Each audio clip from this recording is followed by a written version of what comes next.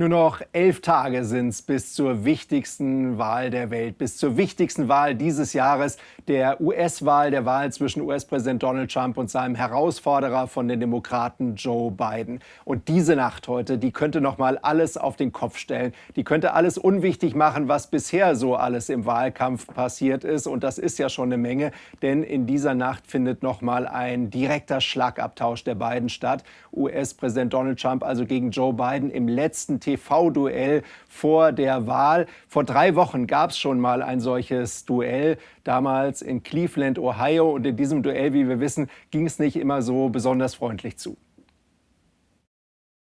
Will you shut up, man? I don't wear a mask like him. Every time you see him, he's got a mask. He could be speaking 200 feet away from it. He shows up with the biggest mask I've ever seen. He's racist. You just don't ever use the word smart with me.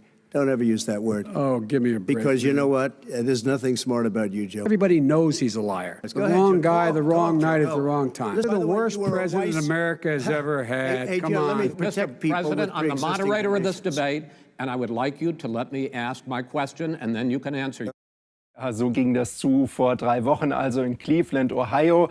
Viel ist in der Zwischenzeit passiert, unter anderem, wie wir alle wissen, die Corona-Erkrankung des US-Präsidenten, also völlig andere Startvoraussetzungen heute für die nächste Debatte, die dann in Nashville in Tennessee steigt. Und der US-Präsident, der hat so vor rund 5 Stunden dieses Video getwittert, nämlich seinen Abflug in seinem Helikopter vom Weißen Haus mit seiner Ehefrau Melania und, wie wir ja mittlerweile gewohnt sind, erst recht nach der Corona-Erkrankung ohne Maske, inszeniert filmreif dieser Abflug. Hier steigen die beiden also in den Helikopter, Tür zu und dann auf den Weg nach Nashville, Tennessee, wo wir den US-Präsidenten dann gleich sehen werden im Duell mit Joe Biden. Und jetzt höre ich gerade, haben wir ein erstes Live-Bild dort aus Nashville. Das ist hinter den Kulissen der Debatte, die dann gleich da stattfinden. Ton werden wir noch erst dann haben, wenn die beiden dann auch wirklich im Ring stehen und sich diese Redeschlacht liefern. Und direkt an dieser Location steht jetzt mein Kollege, US-Korrespondent für BILD, Herbert Bauernebel, der diesen Wahlkampf natürlich ganz besonders intensiv erlebt und miterlebt. Und wir gehen zu dir, Herbert. Erklär uns ein bisschen, warum Nashville, Tennessee? Was ist das für ein Ort? Warum hat man sich diese Location heute ausgesucht? Ja, hier ist bereits ein riesiger Auflauf. Fans beider Kandidaten sind hier aufmarschiert vor der Belmont University in Nashville. Nashville eigentlich im Staat Tennessee ist ein bisschen eine Überraschung. Normalerweise finden die Debatten in diesen wahlwichtigen Schaukelstaaten statt. Aber dieses Prozedere ist fast ähnlich wie bei der Bewerbung für Olympische Spiele. Hier wird ein Vorschlag eingereicht von den verschiedenen Städten und die Kommission, die diese Präsidentschaftsdebatten organisiert, wählt dann eben den besten Kandidaten aus. Und so ist es auch gekommen, dass eben dieses Duell hier in Nashville ausgetragen wird. Was auch noch interessant ist, es sind immer Universitätscampusse, Universitäten, die als Austragungsorte zur Verfügung gestellt werden. Das soll einfach junge Leute für die Politik begeistern und das sieht man ja eigentlich auch hier im Hintergrund. Nehmen wir uns noch mal ein bisschen mit in die Regeln heute. Wie genau läuft das ab? Was sind da für Themen geplant? Das wird ja immer generalstabsmäßig vorher festgelegt. Und ist irgendwas anders als vor 3 Wochen? Eigentlich ist der Ablauf relativ ähnlich. Es gibt wieder 6 große Sachthemen. Das ist alles von Covid bis zu Rassismus, bis zur nationalen Sicherheit, also 6 Top-Themen. Und zu jedem dieser Themenblöcke können die Kandidaten dann jeweils 2 Minuten reden und dann gibt es eben eine Debatte, einen verbalen Schlagabtausch und da wird gerechnet, dass neuerlich die Fetzen fliegen könnten. Ja, du sagst es, Fetzen fliegen könnten. Das war ja ein Riesenthema letztes Mal, die Beschimpfungen und auch der Punkt, dass der US-Präsident eigentlich permanent Joe Biden ins Wort gefallen ist, dadurch eine ungeheure Dominanz ausgeübt hat. Da habe ich gehört, das soll heute ein bisschen anders laufen, durch ein bisschen verschärfte Regeln. Ab und zu soll das Mikro runtergezogen werden.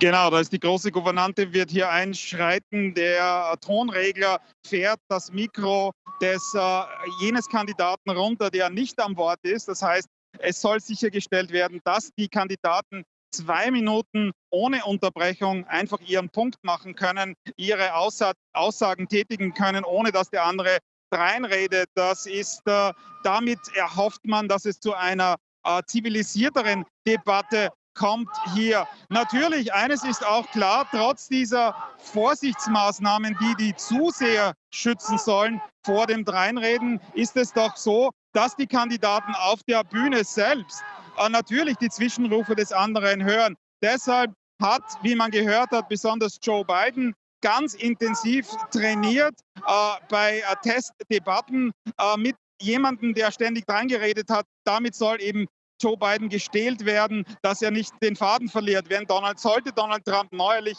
ständig dazwischenreden und angreifen. Das ist interessant. Also Joe Biden ist jetzt sozusagen gestählt und ist vorbereitet darauf, dass der US-Präsident ihn dauernd unterbricht. Mal gucken, ob er das dann wirklich heute wieder genauso macht, wieder mit dieser Taktik antritt. Sag uns ein bisschen was, Herbert, zur Moderatorin heute. Letztes Mal war ja auch das ein Thema, dass der Moderator vor 3 Wochen angeblich nicht immer so ganz die Kontrolle über dieses Gespräch hatte. Angeblich heute Kristen Welker. Wer ist die Frau und wie steht die? Neigt die zu irgendeiner Seite möglicherweise? Ist die unparteiisch? Wie finden die beiden Kandidaten ihn?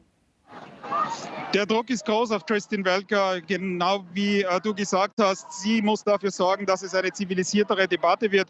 Kristen Welker ist eine versierte Journalistin des Networks NBC und des Newskanals MSNBC. Sie arbeitet als White House-Korrespondentin. Sie ist bekannt für ihre harten Fragen, eigentlich ähnlich jenen Fragen von Savannah Guthrie, ihrer Kollegin vom gleichen Network, die Donald Trump in Miami in die Mangel genommen hat.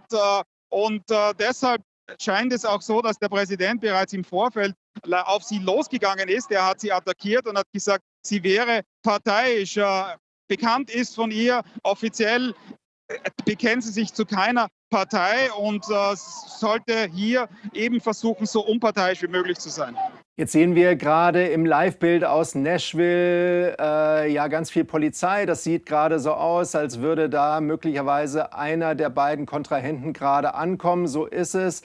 Herbert, wir sehen, das müsste die Ankunft, ja, das ist die Ankunft vom US-Präsidenten Donald Trump, die wir jetzt hier live verfolgen können. Das heißt, wir haben noch gute 20 Minuten bis zum Start der Debatte und bleiben einmal natürlich hier auf dem Live-Bild noch einmal kurz vor dieser ja, möglicherweise entscheidenden TV-Debatte zwischen Trump und Biden.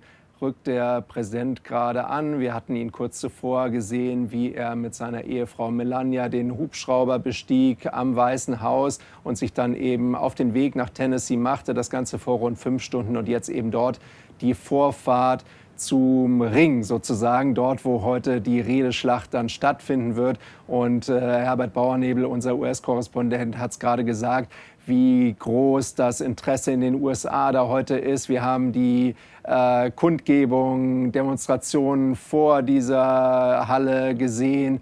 Viel Begeisterung bei jungen Leuten in beiden Lagern, sowohl bei Joe Biden als auch bei Donald Trump. Und jetzt verschwindet gerade die Limousine des Präsidenten dort, ja, in der Tiefgarage oder wo auch immer. Wir werden dann den US-Präsidenten gleich sehen, wenn er eben die Halle wieder betritt, und bleiben nebenbei auf dem Live-Bild. Wollen noch einmal schauen, Herbert, weil du ja auch gesagt hast, uns noch mal mitgenommen hast, wie nervös natürlich heute die Stimmung ist und wie unfreundlich das beim letzten Mal zuging. Es gab ein interessantes Interview in den vergangenen Tagen, 60 Minutes mit Donald Trump. Da wollen wir noch mal ganz kurz reingucken und sehen auch dann, wie schwierig das ist, so ein Interview oder so eine erst recht Debatte zu führen als Moderator oder Moderatorin.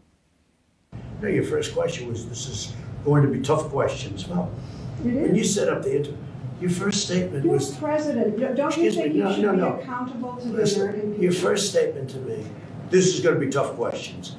Well, I don't mind that. But when you set up the interview, you didn't say that. You said, oh, let's have a lovely interview. And here's what I do say. So what? You don't ask Joe Biden. I saw your interview with Joe, the interview with Joe Biden. I never did a Joe Biden. It was a joke. The interview, 60 Minutes. I see Joe Biden giving softball after softball. I've seen all of his interviews. He's never been asked a question that's hard. Okay, but forget him for a minute. No, but you start with me. You're president. Excuse me, Leslie, you started with me. Your first statement was, are you ready for tough questions? It's no way to talk. No way to talk. Leslie, one second. This is the first warning. I think we have 5 minutes until we have the Vice President step in. Is that about right? Well, I think we have enough. We have enough of that. Yeah, I think we're ready for the Vice President now. I think we have enough of an interview here. Okay, that's enough. Let's go. Let's go. Let's go meet for 2 seconds, okay? Thanks. I'll see you later. Thanks. Ja, also wenn man das sieht, Herbert, diesen Auftritt von US-Präsident Donald Trump in diesem Interview 60 Minutes und diese Kontroverse, dieser Streit mit der Moderatorin, der lässt dich gerade darauf schließen, dass es heute viel, viel gelassener zugeht als vor 3 Wochen. Womit rechnest du? Das ist ja wirklich der letzte richtige, riesige TV-Auftritt vor der Wahl. Das heißt, vermutlich wird das doch noch nervöser, noch kontroverser, noch strittiger, möglicherweise noch unfreundlicher und unflätiger zugehen. Oder womit rechnest du?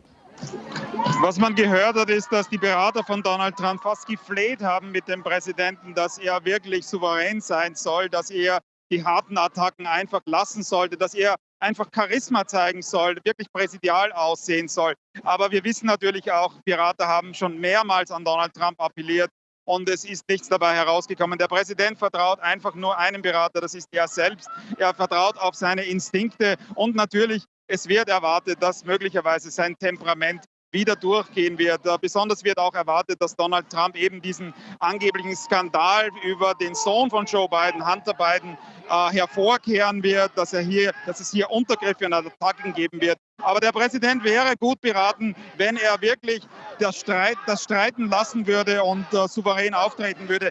Denn die letzte Debatte ist ihm nicht besonders gut bekommen in den Umfragen.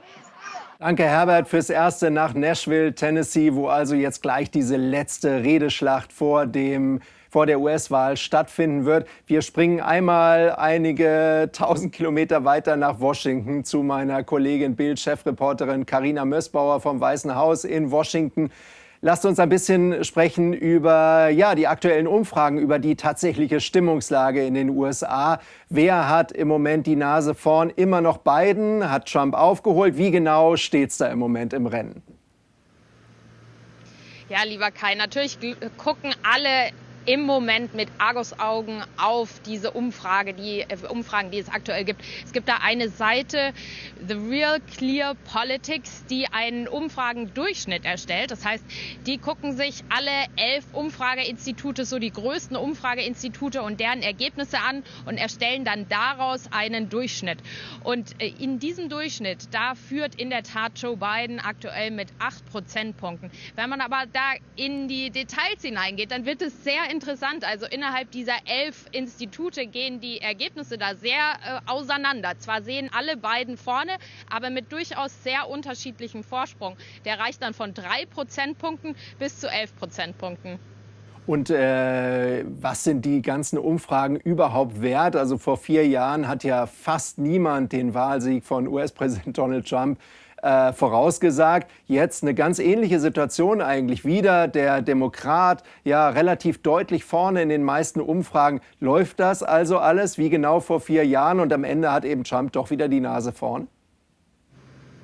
Ja, man darf sich auf keinen Fall ausruhen auf diesen Umfrageergebnissen. Das hat auch Obama gestern bei seinem ersten persönlichen Wahlkampfauftritt in Pennsylvania gesagt. Und wenn wir jetzt zurückblicken, 4 Jahre zuvor, also im Jahr 2016, Hillary Clinton führte in der Tat auch 15 Tage vor der Wahl. Gut, wir sind jetzt knapp 11 Tage vor der Wahl, aber Hillary Clinton führte 15 Tage vor der Wahl mit knapp 7 Prozentpunkten. Also lediglich 1 Prozentpunkt weniger als der Vorsprung, den Joe Biden gerade so im Durchschnitt genießt. Und dieser Vorsprung, der schmolz dann bis zum Wahltag auf knapp 4%, also um knapp 3 Prozentpunkte. Das heißt, da ist noch mal unglaublich viel passiert in den letzten Tagen vor der Wahl. Von daher, also wenn man zurückblickt auf das Jahr 2016, dann ist man gewarnt, dass man sich wirklich nicht darauf verlassen kann, dass Umfragen eine Momentaufnahme sind. Was man allerdings in dem Zusammenhang sagen kann, ist, dass Joe Biden so das Momentum auf seiner Seite hat. Also er hat jetzt wirklich in 9 der 12 großen Swing States in den letzten Tagen hinzugewonnen. Das heißt, der Trend, der liegt ihm im Rücken und der beschert ihm möglicherweise etwas Rückenwind. Und welcher Bundesstaat, Carina? Es gibt ja einige, in denen es eben ganz, ganz knapp noch zugeht, die sogenannten Swing States auch oder Battleground States. Welcher Bundesstaat wird am Ende entscheidend sein? Möglicherweise geht es dann ja nur um ein paar tausend Wähler wieder. Also wo fällt tatsächlich die Wahlentscheidung? Ja, das ist ganz richtig. Die Swing States sind die Staaten, die die Wahl entscheiden. Es gibt Staaten wie Kalifornien, die einfach traditionell immer demokratisch wählen oder Texas immer republikanisch. Da findet auch kein Wahlkampf statt. Aber die Swing States, die eben mal in die eine Richtung und mal in die andere Richtung ausschlagen, also mal rot und mal blau wählen, die entscheiden die Wahl. Und da gibt es so knapp 12 wirklich große Swing States und Trump hat im Jahr 2016 9 Swing States für sich gewinnen können. Und von diesen 9 Swing States sind 8 Swing States im Moment, die Biden favorisieren, wohingegen so knapp 3 Swing States, die vor 4 Jahren Hillary Clinton gewählt haben, nach wie vor auch in diesem Jahr jetzt laut Umfragen wieder demokratisch wählen würden. Das heißt zusammengefasst, es sieht danach aus, dass Trump in diesem Jahr keine neuen Swing States hinzugewinnt, aber möglicherweise massiv Swing States abgeben muss. Und von diesen 9 Swing States, die er vor 4 Jahren gewonnen hat, sind 6 der wichtigen Battleground States dabei, also die Staaten, in denen die wirklich umkämpft sind. Das sind die 3 Rust Belt Staaten, Wisconsin, Michigan und Pennsylvania sowie Arizona, North Carolina und Florida. Und diese 6 Staaten, die hat er vor 4 Jahren äußerst knapp gewonnen mit lediglich 5%, also maximal 5 Prozentpunkten Vorsprung. Und in all diesen 6 Staaten führt aktuell Biden. So knapp im Durchschnitt mit 4 Prozentpunkten Vorsprung. Das ist sehr, sehr knapp. Also das ist wirklich fast, muss man sagen, im Rahmen der Fehlertoleranz. Aber es ist, wie gesagt, so ein Stimmungsbild, das doch den Demokraten Aufwind geben kann. Vielen Dank, Carina, für die ganzen Fakten und Zahlen. Du hast uns also fit gemacht für diesen spannenden Wahlkampfabend, für den möglicherweise einen entscheidenden Wahlkampfabend, nämlich die letzte direkte Redeschlacht zwischen Joe Biden und eben dem US-Präsidenten Donald Trump heute in Nashville, Tennessee. Danke, Carina vom Weißen Haus in Washington. Und wenn wir über diesen Wahlkampf sprechen, dann wollen wir Sie auch mit dieser Doku noch einmal versorgen, die noch einmal die Rolle des US-Präsidenten in der Kommunikation Ihnen ein bisschen nahe bringt, wie er Twitter einsetzt, seitdem er in die Politik gegangen ist, mit welche Rolle eben dieses Medium für ihn spielt, um auch diese Wahl 2020 für sich zu entscheiden. Die große BILD-Doku.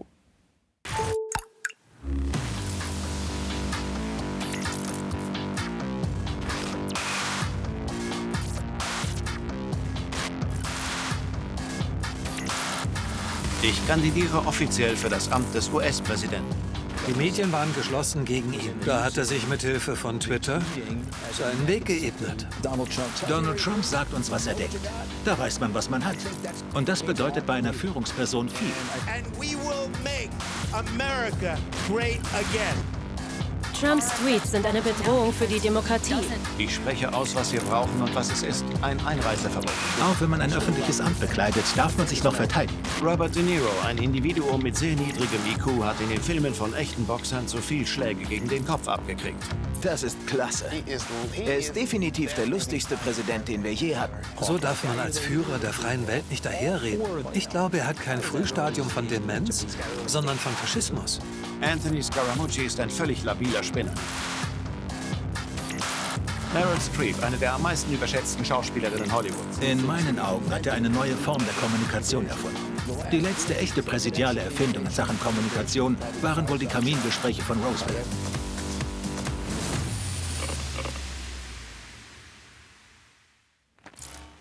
Das also die große BILD-Doku Trump in Tweets ab sofort bei bild.de für Sie zum Anschauen. Und mit uns geht durch diese spannende Wahlkampfnacht der langjährige US-Botschafter in Berlin, John Kornblum. Herzliche Grüße in die USA zu Ihnen, Herr Kornblum. Ich sitze sogar in Nashville und vielleicht 2 entfernt, wo die Debatte stattfindet. Umso besser. Wir hoffen, dass sich die Verbindung noch so einen Tick verbessert, während wir reden. Aber versuchen das einfach mal. Herr Kornblum, herzlichen Dank dafür, dass wir die Nacht mit Ihnen verbringen können. Wir wollen natürlich wissen, wir haben gerade mit Carina Mössbauer schon mal über die Umfragen gesprochen, in denen Biden überall oder fast überall, auch in den Bundesstaaten, vorne liegt. Wie viel Bedeutung messen Sie eigentlich diesen Umfragen überhaupt bei? Naja, Ihre Korrespondentin hat die Lage sehr gut und sehr ausführlich beschrieben. Im Moment gibt es einen großen Aufwind für Biden. Die hält auch an, auch während der Krankheit von Trump etc. Und man redet schon an blauen Welle. Nur, wie sie gesagt hat, letztes Mal hatte man auch das Gefühl gehabt, dass Hillary Clinton gewinnen würde und es wurde anders. Demoskopen ihre Methoden verfeinert, hat man nebenbei gesagt, bei dem allgemeinen sogenannten Popular Vote, also die Direktwahl überall im Lande, die waren innerhalb mit ihren Vorhersagen. Also es ging nicht so. In den Bundesstaaten haben sie nicht aufgepasst. Sie auf. Und im Moment, wie auch, hat Biden eigentlich einen wachsenden Vorsprung in Wisconsin. Die beiden. Lieber John Kornblum, ich muss Ihnen leider einmal kurz ins Wort fallen. Wir müssen da noch mal schrauben an der Verbindung. Die ist gerade jetzt in diesem Moment nicht die allerbeste. Wir kommen gleich zu Ihnen zurück, Herr Kornblum, sobald wir den Ton ein bisschen besser haben aus den USA zu uns nach Berlin. Und wir gehen zu meinem Kollegen BILD-Chefreporter Max Kiewel. Und der steht in Phoenix, Arizona, wie ich weiß, und an einem ganz besonderen Ort, wo, glaube ich, ganz gute Stimmung gerade ist. Max, erklär uns ein bisschen, wo genau du dich gerade heute Abend deutscher Zeit oder heute Nacht deutscher Zeit da aufhältst in Phoenix. Ja, Kai, du hast es gesagt, wir stehen im Buffalo Chip Saloon im Norden von Phoenix, Arizona, und man kann es sehen, das hier ist absolutes Hardcore-Trump-Land. Wir nehmen euch mit rein, weil hier haben sich eigentlich in den letzten 2 Stunden ja bestimmt 200 Leute versammelt. Und was die hier machen, ist, was wir eigentlich nur von der Fußball-Bundesliga oder vielleicht von einer Weltmeisterschaft kennen. Sie treffen sich gemeinsam und schauen gemeinsam nicht Fußball, sondern Trump und die Debatte. Und wir sehen es, der Präsident und die First Lady sind auch schon da. Und wir können es hier einmal sehen, man kann hier Fanschilder sich holen, man kann sich Plakate hier holen.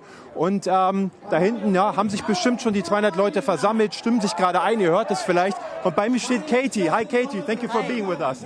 What are your hopes for today? What do you hope? What should President Trump do?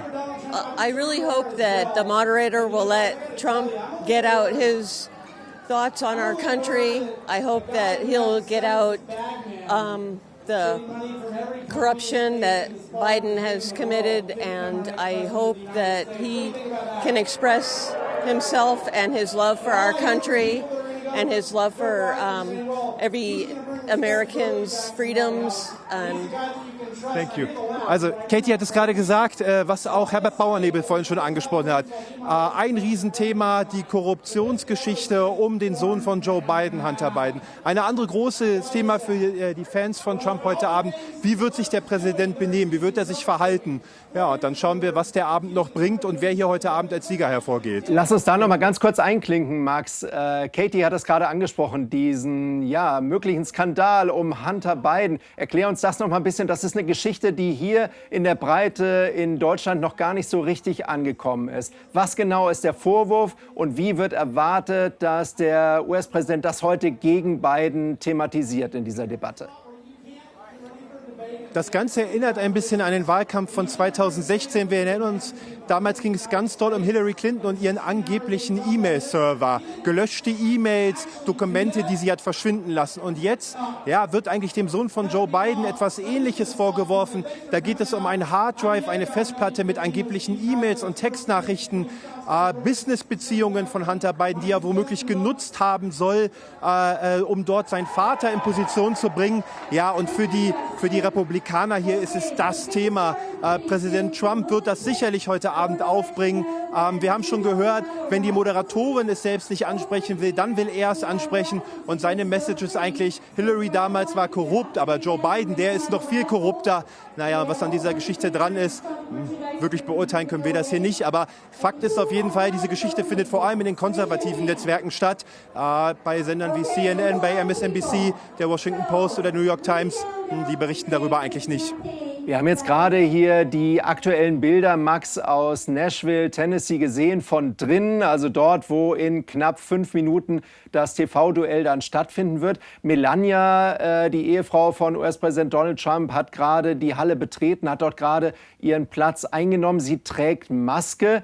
Bin fast ein bisschen überrascht, Max. Hat sie das die vergangenen Tage auch schon getan? Wir haben sie ja vorhin gesehen, wie sie mit ihrem Ehemann den Helikopter betreten hat. Oder ist das da schlicht eben Maskenpflicht in diesem Studio, vermutlich, sodass sie sich eben einfach dran gehalten hat? Weil eigentlich tragen die beiden doch keine mehr. Das war doch auch ein ganz wesentliches Thema jetzt seit der überstandenen Corona-Erkrankung der beiden, Max. Auf jeden Fall. Also diese Maske ist ja ein hochpolitisches Thema. Wir haben bei unserer Rundreise durch die USA schon gemerkt, das unterscheidet sich von Staat zu Staat sehr. Es gibt Regionen, da ist es wie bei uns in Deutschland, ohne Maske geht gar nichts. Und dann gibt es Regionen wie hier, da trägt eigentlich kaum jemand Maske. Ich glaube, Melania hat in all den letzten Tagen und Wochen häufiger mal eine Maske getragen, hat ja auch in den Interviews, nachdem sie eine positive Diagnose bekommen hat, sich ein bisschen defensiver, ein bisschen mehr reflektiert, ein bisschen vorsichtiger geäußert als der Präsident, für den das ja ein ganz zentrales Thema ist, der seinem Kontrahenten vorgeworfen hat im letzten TV-Duell, wann immer ich ihn sehe, trägt er eine Maske, das also als eine Art Vorwurf eigentlich genutzt hat. Naja, mal schauen, wie es heute geht. Ja, Max, mit dir verbringen wir diese letzten Minuten, ehe wir dann live in das Duell gehen. Du hast gerade gesagt, um dich herum, und das sehen wir ja auch, trägt im Grunde keiner Maske. Ist das da ein Querschnitt in Arizona oder ist das jetzt eben so ein einfach kleiner Kreis von wirklich Trump-Anhängern? Wie aussagekräftig ist das für diesen ganzen Bundesstaat, der ja so wichtig ist, auch wie wir gehört haben bei dieser Wahl? Ja, das ist eine sehr gute Frage. Also wir merken immer wieder, es gibt diese Momente, Leute haben draußen eine Maske auf, gucken kurz was und dann ziehen sie einfach wieder ab. Ich glaube, auch hier ist meine Erfahrung, die Maske ist hier ein Zeichen von Freiheitsbeschneidung und die möchte man am liebsten eigentlich nicht aufziehen. Wir erleben auch, dass an Hotelschildern, an Hotels draußen Schilder dranhängen, da steht dann drauf, Eingang nur mit Maske, dann kommt man da rein und der Mann hinterm Tresen hat keine Maske, alle anderen Leute in der Lobby haben auch keine Maske auf. Also so richtig ernst wird das hier nicht genommen. Das haben wir zum Beispiel in New York anders erlebt. Grundsätzlich lässt sich hier sagen, für Arizona eigentlich ein kernroter, also ein Kernrepublikanerstaat. Nie wurde hier für Obama abgewählt und gestimmt. Bei der letzten Wahl wurde natürlich für Trump gewählt. Aber jetzt hier, Carina hat vorhin die Umfragen angesprochen. Und Arizona ist einer der Staaten, der könnte womöglich kippen. Der könnte blau wählen zum ersten Mal seit mehr als 20 Jahren. Das wäre ein kleines Erdbeben, kleines politisches Erdbeben. Und sicherlich etwas, was die Leute hier um uns rum auf jeden Fall versuchen werden zu verhindern. Jetzt ist es immer schwer zu ergründen, wie wichtig diese TV-Debatten dann wirklich sind. Denn die Leute, mit denen wir dich sehen, die sind ja vermutlich alle durch und durch entschieden. Da wird ja das TV-Duell heute vermutlich keine Rolle spielen, ganz genauso im beiden Lager. Also welche Wirkung hat dieses TV-Duell, das natürlich mit riesigem Interesse weltweit heute verfolgt wird, aber welche Wirkung auf die Wahlentscheidung wird das deiner Meinung nach dann wirklich haben? Ich glaube, das kommt extrem aufs Duell auf. Ich glaube, gewonnen in dem Sinne hat in den seltensten Fällen ein Präsident das Duell. Aber was passiert ist, Präsidenten haben ihre Duelle verloren. Also durch Haspler, durch Aussetzer. Und in solchen Fällen, da guckt dann das Land doch hin und sagt, vielleicht ist der nicht fit for office, dann wählen wir doch den anderen. Und ich glaube, das ist das, wo alle genau hingucken. Und ich meine, Trump hat das die letzten Monate immer wieder genutzt, den Vorwurf Sleepy Joe Biden, der eigentlich müde ist, der nur in seinem Keller sitzt, der nicht rauskommt. Und alle hier warten darauf, dass Joe Biden so einen Aussetzer hinlegt, um eben dem Rest des Landes zeigen zu können, schaut, unser Präsident, der ist fit, der ist voll mit Energie und sein Gegenüber ist das nicht. Das werden wir sehen, ob das heute so passiert.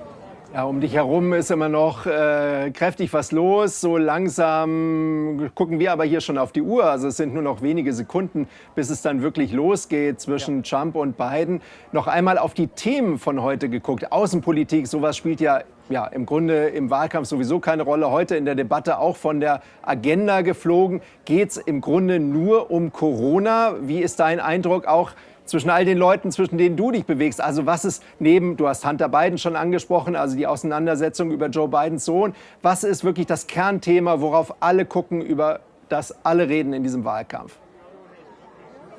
Ja, du hast die Außenpolitik angesprochen und das ist ein ganz interessanter Punkt, weil auch das ist ein zentraler Vorwurf aus dem Trump-Lager, aus dem konservativen Lager hier im Land. Trump hat jedenfalls in deren Wahrnehmung große Erfolge in der Außenpolitik gefeiert. Der Friedensschluss zwischen Israel und einigen arabischen Ländern, das Zerschlagen des ISIS-Kalifats, dass man den Führer von ISIS erwischt hat. Das alles sind Dinge, da sagt das Trump-Lager, das ist ein großes Achievement, das hat Trump geschafft. Das sind Dinge, die seine Vorgänger alle nicht geschafft haben. Warum können wir darüber heute nicht exzessiv reden? Aber das ist geändert worden. Du hast es gesagt, Außenpolitik soll, eine untergeordnete Rolle spielen im Komplex National Security und ansonsten natürlich Corona und ich hatte es vorhin schon einmal angesprochen, hier warten alle darauf, wann kommt das Thema Hunter Biden, wann geht es um die Geschäftsbeziehungen des Sohnes vom Vizepräsidenten und wie wird Trump da reagieren? Bringt Trump das selbst auf? Greift er damit den Vizepräsidenten an oder wird das sozusagen von der Moderatorin angesprochen?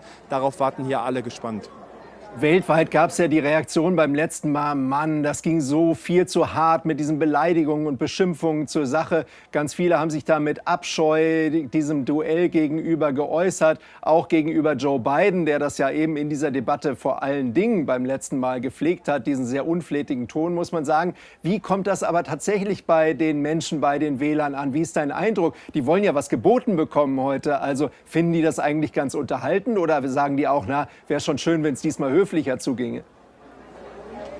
Ja, also es ist ein Riesenthema, tatsächlich. Wir haben es immer wieder gehört, der Stil, das Unterbrechen, das kam bei den Trump-Fans nicht gut an. Und das kam vor allem bei den weiblichen Trump-Fans nicht gut an. Die wollen einen anderen Stil, die wollen, dass der Präsident sein Gegenüber ausreden lässt, auch weil sie hier alle glauben und hoffen, dass Joe Biden am Ende über sich selbst stolpern wird.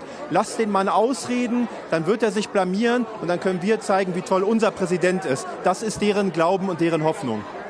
Danke, Max, nach Phoenix, Arizona. Und wir wollen noch einmal ganz kurz vor Beginn dieses entscheidenden letzten TV-Duells zu John Kornblum gehen, dem früheren langjährigen US-Botschafter in Berlin. Die Leitung ist jetzt etwas besser, höre ich gerade. Deswegen ganz schnell noch mal zu John Kornblum und seiner Einschätzung vor diesem TV-Duell. Wir haben über Hunter Biden gesprochen, Herr Kornblum. Ist das tatsächlich dieses Thema, was mittlerweile noch kaum jemand fast auf dem Zettel hat hier in Deutschland, ist das möglicherweise ein Kernthema, ein vielleicht sogar entscheidendes Thema heute in dieser Debatte?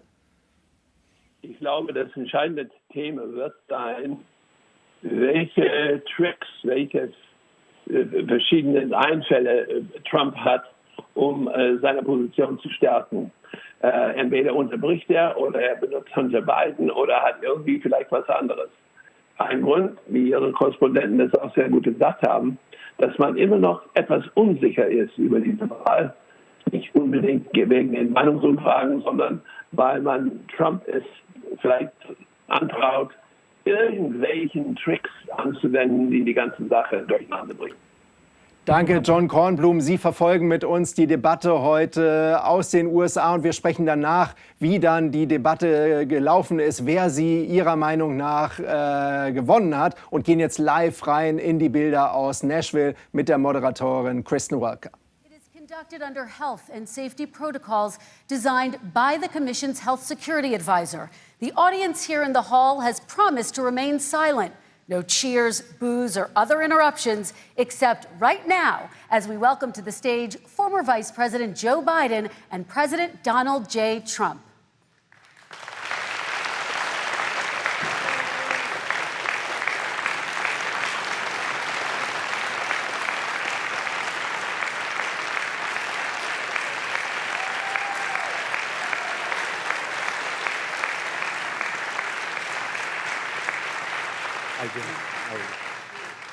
And I do want to say a very good evening to both of you. This debate will cover 6 major topics. At the beginning of each section, each candidate will have 2 minutes uninterrupted to answer my first question. The debate commission will then turn on their microphone only when it is their turn to answer, and the commission will turn it off exactly when the 2 minutes have expired.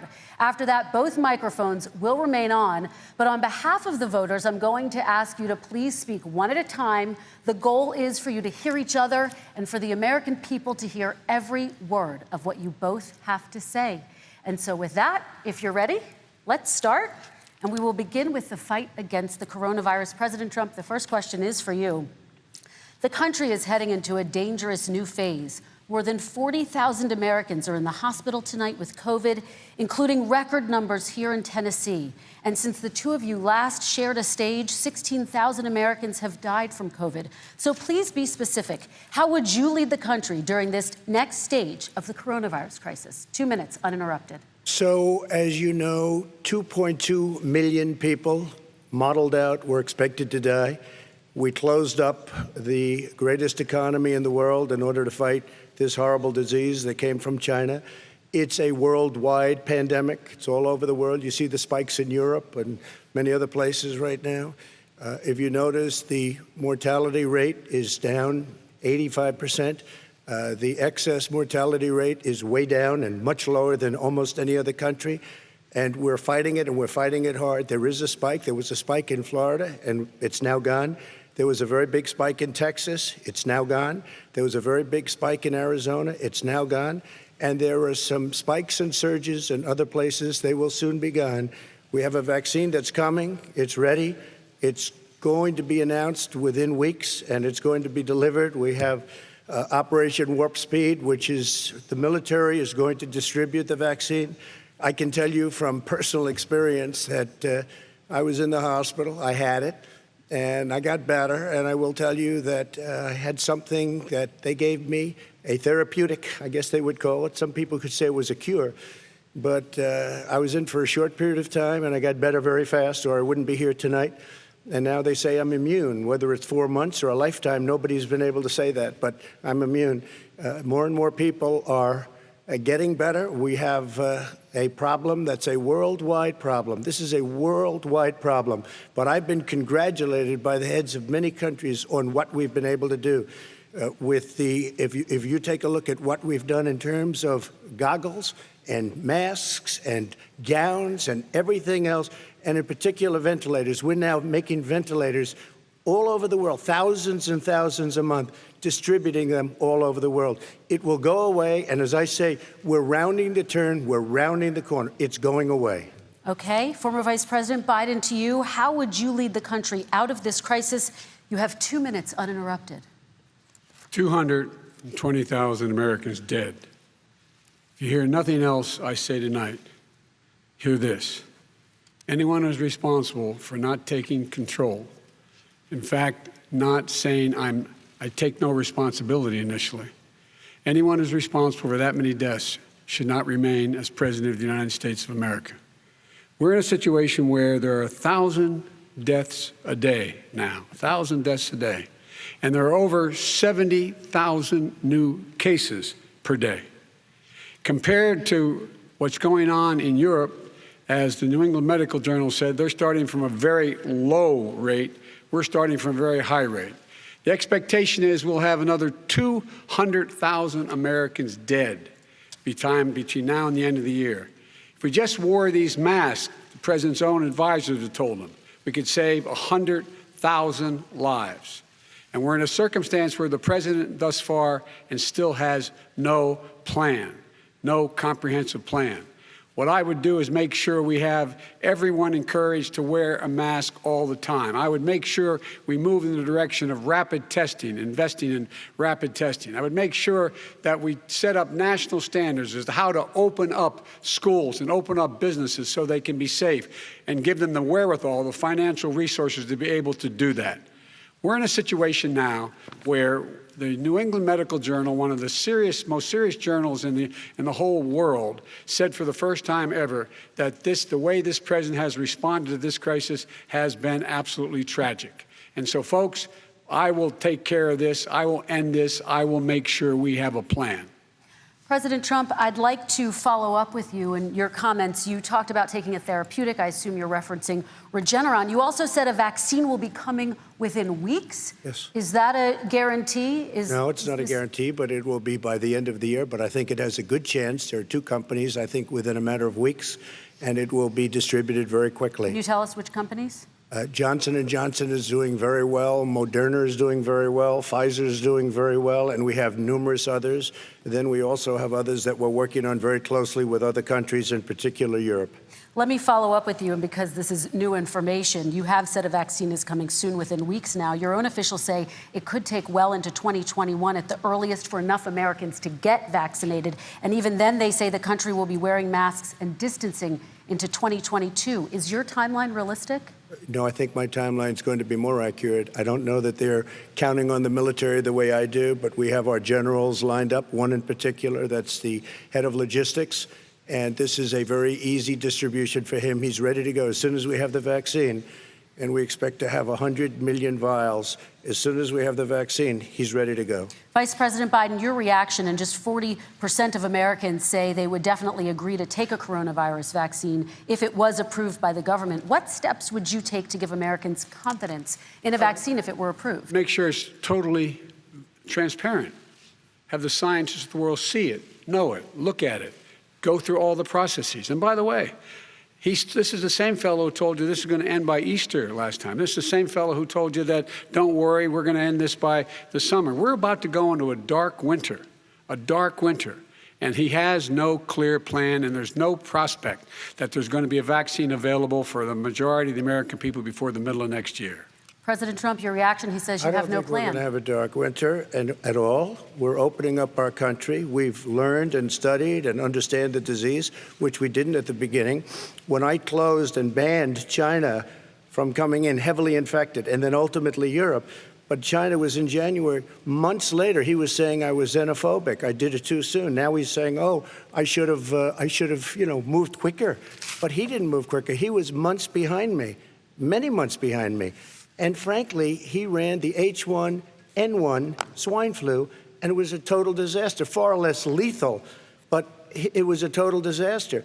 Had that had this kind of numbers, 700,000 people would be dead right now, but it was a far less lethal disease. Look, his own person who ran that for him, who, as you know, was his chief of staff, said it was catastrophic. It was horrible. We didn't know what we were doing. Now he comes up and he tells us how to do this.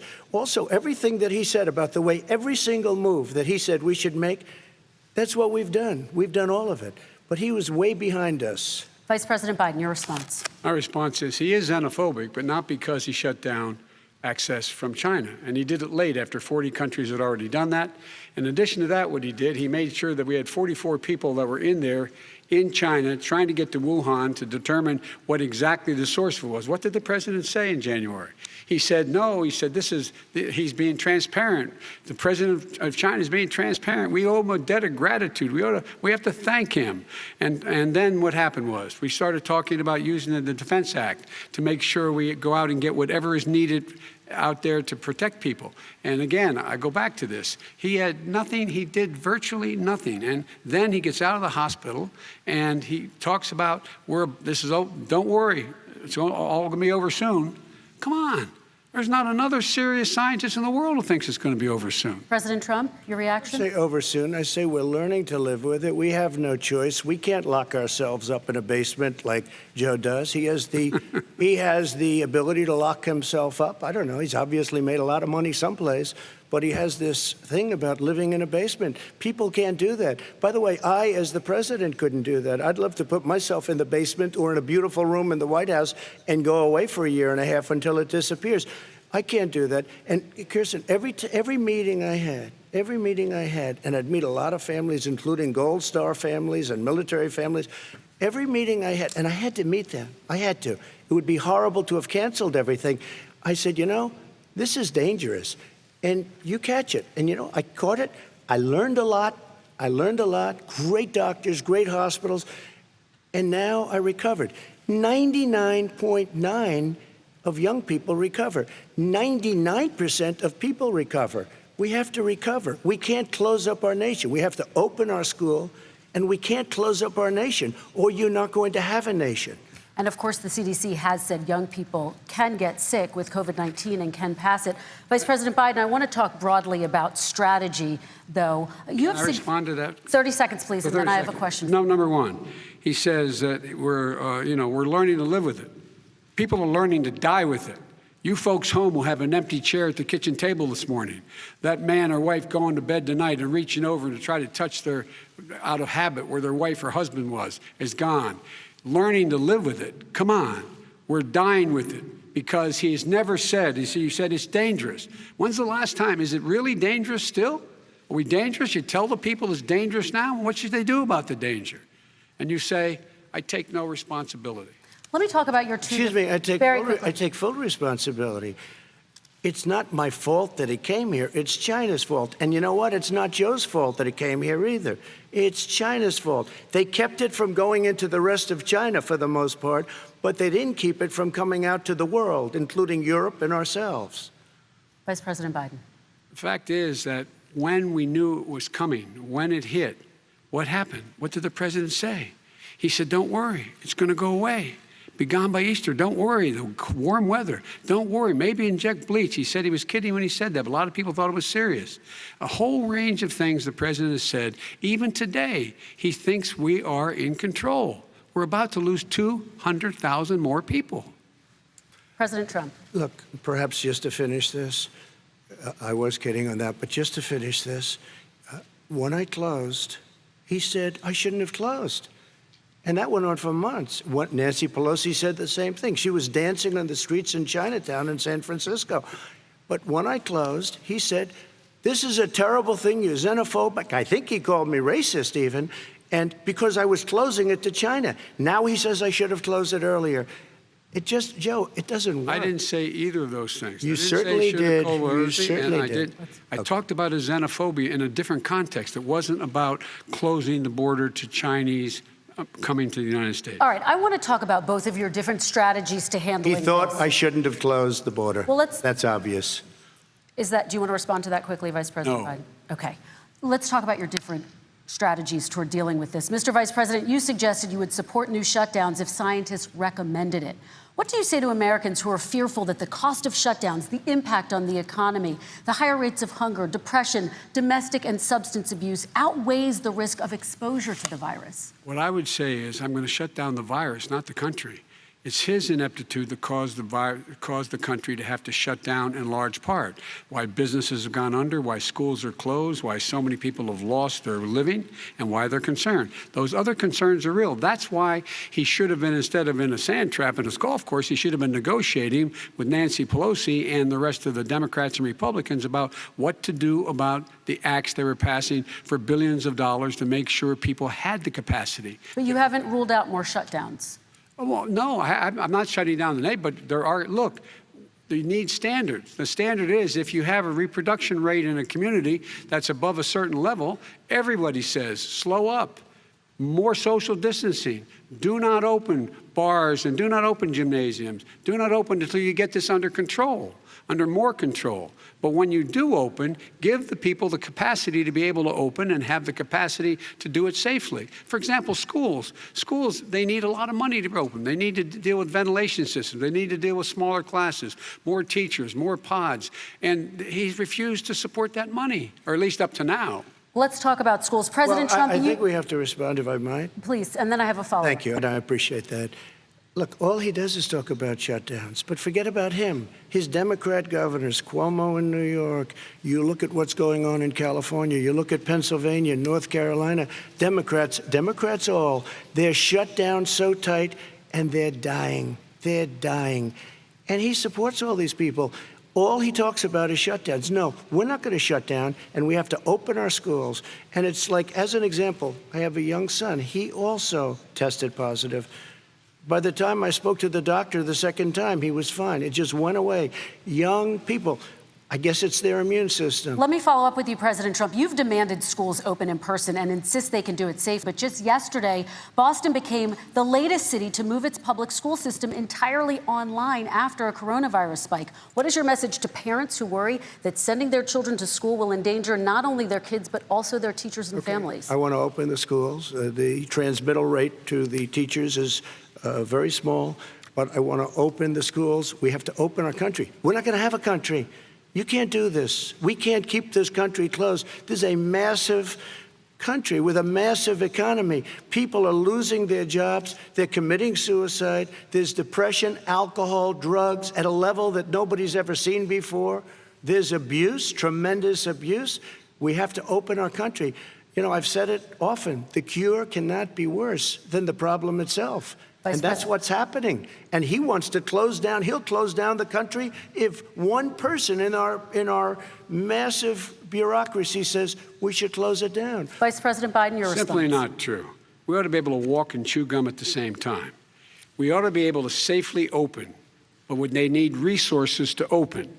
You need to be able to, for example, if you're going to open a business, have social distancing within the business. You need to have, if you have a restaurant, you need to have plexiglass dividers so people cannot infect one another. You need to be in a position where you can take testing rapidly and know whether a person is, in fact, infected. You need to be able to trace. You need to be able to provide all the resources that are needed to do this. And that is not inconsistent with saying that we're going to make sure that we open safely. And by the way, all you teachers out there, not that many of you are going to die, so don't worry about it.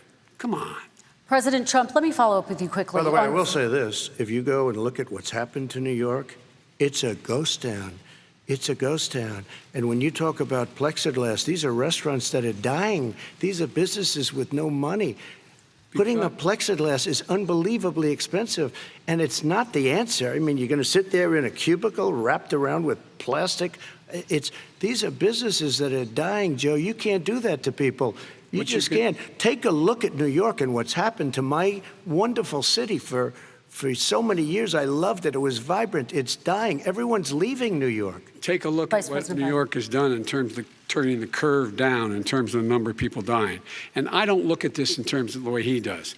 Blue states and red states. They're all the United States. And look at the states that are having such a spike in the coronavirus. They're the red states. They're the states in the Midwest. They're the states in the upper Midwest. That's where the spike is occurring significantly. But they're all Americans. They're all Americans. And what we have to do is say, wear these masks, number one. Make sure we get the help that the businesses need that has money's already been passed to do that. It's been out there since the beginning of the summer, and nothing's happened. President, New York has lost more than 40,000 people, 11,000 people in nursing homes. President Trump, what about... When you say spike, take a look at what's happening in Pennsylvania, where they've had it closed. Take a look at what's happening with your friend in Michigan, where her husband's the only one allowed to do anything. It's been like a prison. Now it was just ruled unconstitutional. Take a look at North Carolina. They're having spikes, and they've been closed. And they're getting killed financially. We can't let that happen, Joe. You can't let that happen. We have to open up. And we understand the disease. We have to protect our seniors. We have to protect our elderly. We have to protect especially our seniors with heart problems and diabetes problems. And we will protect them. We have the best testing in the world by far. That's why we have so many cases. Let me follow up with you before we move on to our next section. President Trump, this week you called Dr. Anthony Fauci, the nation's best-known infectious disease expert, quote, a disaster. You described him and other medical experts as, quote, idiots. If you're not listening to them, who are you listening to as you fight this? I'm listening to all of them, including Anthony. I get along very well with Anthony. But he did say, don't wear masks. He did say, as you know, this is not going to be a problem. I think he's a Democrat, but that's okay. He said, this is not going to be a problem. We are not going to have a problem at all. When Joe says that, I said, Anthony Fauci said, and others, and many others, and I'm not knocking him a lot. Nobody knew. Look, nobody knew what this thing was. Nobody knew where it was coming from, what it was. We've learned a lot. But Anthony said, don't wear masks. Now he wants to wear masks. Anthony also said, if you look back, exact words, here's his exact words. This is no problem. This is going to go away soon. So he's allowed to make mistakes. He happens to be a good person. Vice President Biden, your response quickly, and then we're going to move on to the next section. My response is that think about what the president knew in January and didn't tell the American people. He was told this was a serious virus that spread in the air, and it was much worse than the flu. He went on record and said to one of your colleagues, recorded, that in fact he knew how dangerous it was, but he didn't want to tell us. He didn't want to tell us because he didn't want us to panic. He didn't want us, Americans don't panic. He panicked. But guess what? In the meantime, we find out in the New York Times the other day that, in fact, his folks went to Wall Street and said this is a really dangerous thing. And a memo out of that meeting, not from his administration, but from some of the brokers, said sell short because we got to get moving. It's a dangerous problem. Well, this is I'm going to give you 30 seconds to respond, and then we're going to move on. I don't know. Somebody went to Wall Street. You're the one that takes all the money from Wall Street. I don't take it. You have raised a lot of money, tremendous amounts of money. And every time you raise money, deals are made, Joe. I could raise so much more money. As president and as somebody that knows most of those people, I could call the heads of Wall Street, the heads of every company in America. I would blow away every record, but I don't want to do that because it puts me in a bad position. And then you bring up Wall Street. You shouldn't be bringing up Wall Street because you're the one that takes the money from Wall Street, not me. I could blow away your records that, like you wouldn't believe. We don't need money. We have plenty of money. In fact, we beat Hillary Clinton with a tiny fraction of the money that she was able to. All right, gentlemen, we're going to move on. Don't tell me about Wall Street. Average contribution, $43. All right, we're going to move on to our next section, which is national security. And I do want to start with the security of our elections and some breaking news from overnight. Just last night, top intelligence officials confirmed again that both Russia and Iran are working to influence this election. Both countries have obtained U.S. voter registration information, these officials say, and Iran sent intimidating messages to Florida voters. This question goes to you, Mr. Vice President. What would you do to put an end to this threat? You have 2 minutes uninterrupted. I made it clear, and I ask everyone else to take the pledge. I made it clear that any country, no matter who it is, that interferes in American elections will pay a price. They will pay a price. And it's been overwhelmingly clear this election, I won't even get into the last one, this election, that Russia has been involved, China has been involved to some degree, and now we learn that Iran is involved. They will pay a price if I'm elected. They're interfering with American sovereignty. That's what's going on right now. They're interfering with American sovereignty. And to the best of my knowledge, I don't think the president said anything to Putin about it. I don't think he's talking to them a lot. I don't think he said a word. I don't know why he hadn't said a word to Putin about it. And I don't know what he has recently said, if anything, to the Iranians. My guess is he'd probably be more outspoken with regard to the Iranians. But the point is this, folks. We are in a situation where we have foreign countries trying to interfere in the outcome of our election. His own national security advisor told him that what is happening with his buddy, I will. His buddy, Rudy Giuliani, he's being used as a Russian pawn. He's being fed information that is Russian, that is not true. And then what happens? Nothing happens. And then you find out that everything that's going on here about Russia is wanting to make sure that I do not get elected the next president of the United States because they know I know them and they know me. I don't understand why this president is unwilling to take on Putin when he's actually paying bounties to kill American soldiers in Afghanistan, when he's engaged in activities that are trying to destabilize all of NATO. I don't know why he doesn't do it, but it's worth asking the question, why isn't that being done? Any country that interferes with us will, in fact, pay a price because they're affecting our sovereignty. President Trump, same question to you. Let me ask the question. You're going to have 2 minutes to respond. For 2 elections in a row now, there has been substantial interference from foreign adversaries. What would you do in your next term to put an end to this? 2 minutes uninterrupted. Well, let me respond to the first part as Joe answered. Joe got $3.5 million from Russia, and it came through Putin because he was very friendly with the former mayor of Moscow, and it was the mayor of Moscow's wife, and you got $3.5 million. Your family got $3.5 million, and you know, someday you're going to have to explain why did you get 3.5. I never got any money from Russia. I don't get money from Russia. Now, about your thing last night, I knew all about that, and through John Ratcliffe, who is fantastic, DNI, he said the one thing that's common to both of them, they both want you to lose because there has been nobody tougher to Russia between the sanctions, nobody tougher than me on Russia. between the sanctions, between all of what I've done with NATO. You know, I've got the NATO countries to put up an extra $130 billion, going to $420 billion a year. That's to guard against Russia. I sold, while he was selling pillows and sheets, I sold tank busters to Ukraine. There has been nobody tougher on Russia than Donald Trump. And I'll tell you, they were so bad. They took over the submarine port. You remember that very well. During your term, during you and Barack Obama, they took over a big part of what should have been Ukraine. You handed it to them, but you were getting a lot of money from Russia. They were paying you a lot of money, and they probably still are. But now, with what came out today, it's even worse. All of the emails, the horrible emails of the kind of money that you were raking in, you and your family. And Joe, you were vice president when some of this was happening, and it should have never happened. And I think you owe an explanation to the American people. Why is it? Somebody just had a news conference a little while ago who was essentially supposed to work with you and your family, but what he said was damning. And regardless of me, I think you have to clean it up and talk to the American people. Maybe you can do it right now.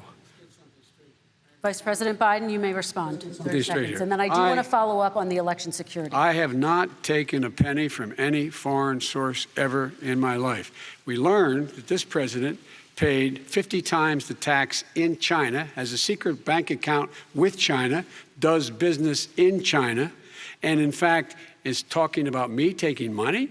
I have not taken a single penny from any country whatsoever, ever. Number one. Number two, this is a president, I have released all of my tax returns, 22 years. Go look at them. 22 years of my tax return. You have not released a single solitary year of your tax return. What are you hiding? Why are you unwilling? The foreign countries are paying you a lot. Russia's paying you a lot. China's paying you a lot. And your hotels and all your businesses all around the country, all around the world. And China's building a new road to a new a golf course you have overseas. So what's going on here? Why don't release your tax return or stop talking about corruption? President Trump, your response. First of all, I called my accountants under audit. I'm going to release them as soon as we can. I want to do it, and it'll show how successful, how great this company is. But much more importantly than that, people were saying $750. I asked them a week ago, I said, what did I pay? They said, sir, you prepaid tens of millions of dollars. I prepaid my tax. Tens over the last number of years. Tens of millions of dollars I prepaid because at some point they think it's an estimate. They think I may have to pay tax. So I already prepaid it. Nobody told me that. Did your accountant Nobody tell told you that. Excuse them? me. And it wasn't written whenever they write this. They keep talking about $750, which I think is a filing fee. But let me just tell you, I prepaid millions and millions of dollars in taxes, number one. Number two, I don't make money from China. You do. I don't make money from Ukraine. You do. I don't make money from Russia. You made $3.5 million, Joe, and your son gave you. They even have a statement that we have to give 10% to the big man. You're the big man, I think. I don't know. Maybe you're not, but you're the big man, I think. Your son said we have to give 10% to the big man. Joe, what's that all about? It's terrible. All right, gentlemen, I want to ask you both some questions about all of this, but I'm going to let you both respond very quickly. You just said you spoke to your accountant about potentially releasing your taxes. Did he tell you when you can release them? Do you have a deadline for when you're going to release them to the American people? I get treated worse than the Tea Party got treated. Because I have a lot of people in there, deep down in the IRS, they treat me horribly. We made a deal, it was all settled until I decide to run for president. I get treated very badly by the IRS, very unfairly. But we had a deal all done. As soon as we're completed with the deal, I want to release it. But I have paid millions and millions of dollars, and it's worse than paying. I paid in advance. It's called prepaying your taxes. I paid in advance. I want to ask you both about questions regarding your potential foreign entanglements and questions that have been raised to give you both a chance to talk about this more broadly. Respond very quickly, and then I'll get to my question. Why did he's been saying this for 4 years? Show us. Just show us. Stop playing around. You've been saying for 4 years you're going to release your taxes. Nobody knows it, Mr. President. What they do know is you're not paying your taxes, or you're paying taxes that are so low. When last time he said what he paid, he said, I only pay that little because I'm smart. I know how to game the system. Come on. Come on, folks. So, President Trump, and then I want to get to two questions to both of you on this. I was put through a phony witch hunt for 3 years. It started before I even got elected. They spied on my campaign. No president should ever have to go through what I went through. Let me just say this. Mueller and 18 angry Democrats and FBI agents all over the place spent $48 million. They went through everything I had, including my tax returns, and they found absolutely no collusion and nothing wrong. $48 million. I guarantee you, if I spent $1 million on you, Joe, I could find plenty wrong. Because the kind of things that you've done and the kind of monies that your family has taken, I mean, your brother made money in Iraq, millions of dollars. Your other brother made a fortune, and it's all through you, Joe. And they say you get some of it, and you do live very well. You have houses all over the place. You live very well. All right, gentlemen, let me just ask some questions about all of this broadly. Vice President Biden, there have been questions about the work your son has done in China and for a Ukrainian energy company when you were vice president. In retrospect, was anything about those relationships inappropriate or unethical? Nothing was unethical. Here's what the deal. With regard to Ukraine, we had this whole question about whether or not, because he was on the board, I later learned of a Burisma, a company, that somehow I had done something wrong. Yet every single solitary person, when he was going through his impeachment, testifying under oath who worked for him, said, I did my job impeccably. I carried out U.S. policy. Not one single solitary thing was out of line. Not a single thing, number one. Number two, the guy who got in trouble in Ukraine was this guy trying to bribe the Ukrainian government to say something negative about me, which they would not do and did not do because it never, ever, ever happened.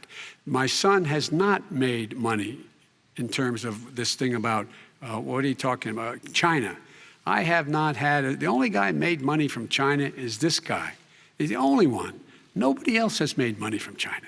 President Trump, let me ask my question to you. But could I just, one thing? Very quickly. His son didn't have a job for a long time, was sadly no longer in the military service. I won't get into that.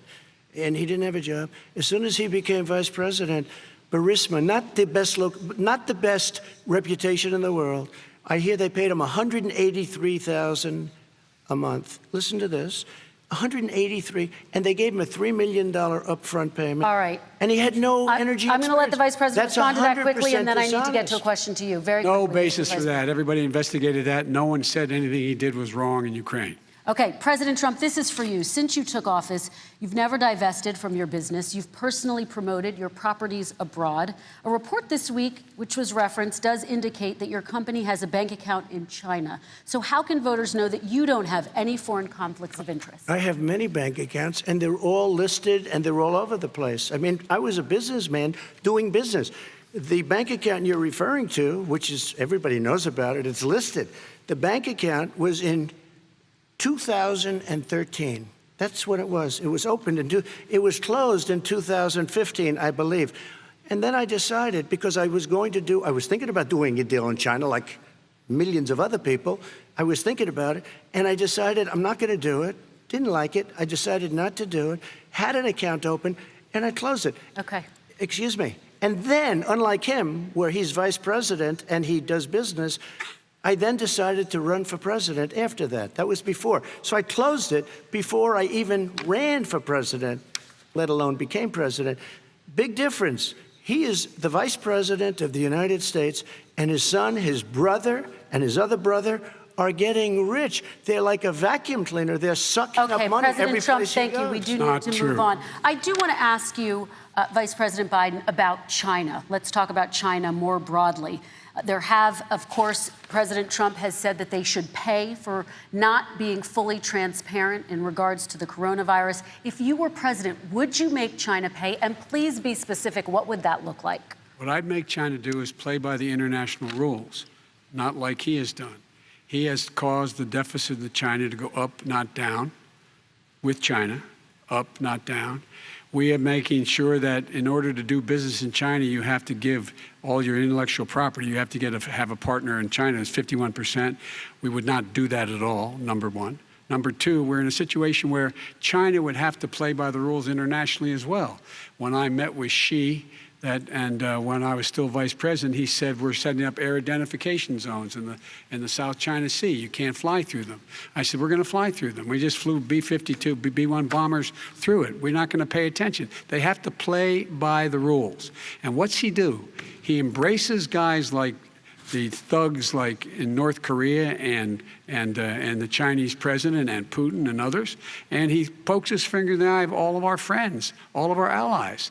We make up we're 25% of the world's economy.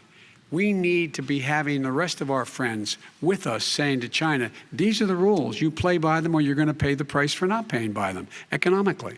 That's the way I will run it. And that's what we did in upholding steel tariffs and a range of other things when we were president and vice president. All right, let's talk about North Korea. Excuse me, no, I have to respond to that. Okay.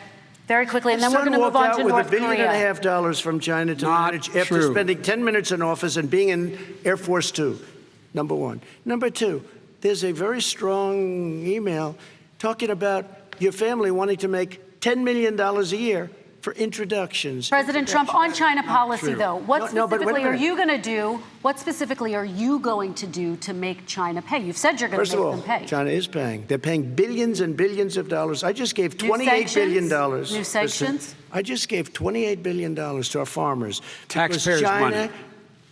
It's what? Taxpayers' money. Didn't come from China. China. You know who the taxpayer is? It's called China. China paid $28 billion, and you know what they did to pay it, Joe? They devalued their currency, and they also paid up. And you know who got the money? Our farmers, our great farmers, because they were targeted. You never charged them anything. Also, I charged them 25% on dumped steel because they were killing our steel industry. We were not going to have a steel industry. Okay. And now we have a steel industry. Okay, Vice President Biden, your response, please. My response is, look, this isn't about, there's a reason why he's bringing up all this malarkey. There's a reason for it. He doesn't want to talk about the substantive issues. It's not about his family and my family. It's about your family. And your family's hurting badly. If you're making less than, if you're a middle-class family, you're getting hurt badly right now. You're sitting at the kitchen table this morning deciding, well, we can't get new tires, they're bald because we have to wait another month or so. Or are we going to be able to pay the mortgage? Or who's going to tell her she can't go back to community college? They're the decisions you're making in the middle-class families like I grew up in Scranton and Claymont. They're in trouble. We should be talking about your families, but that's the last thing he wants to talk about.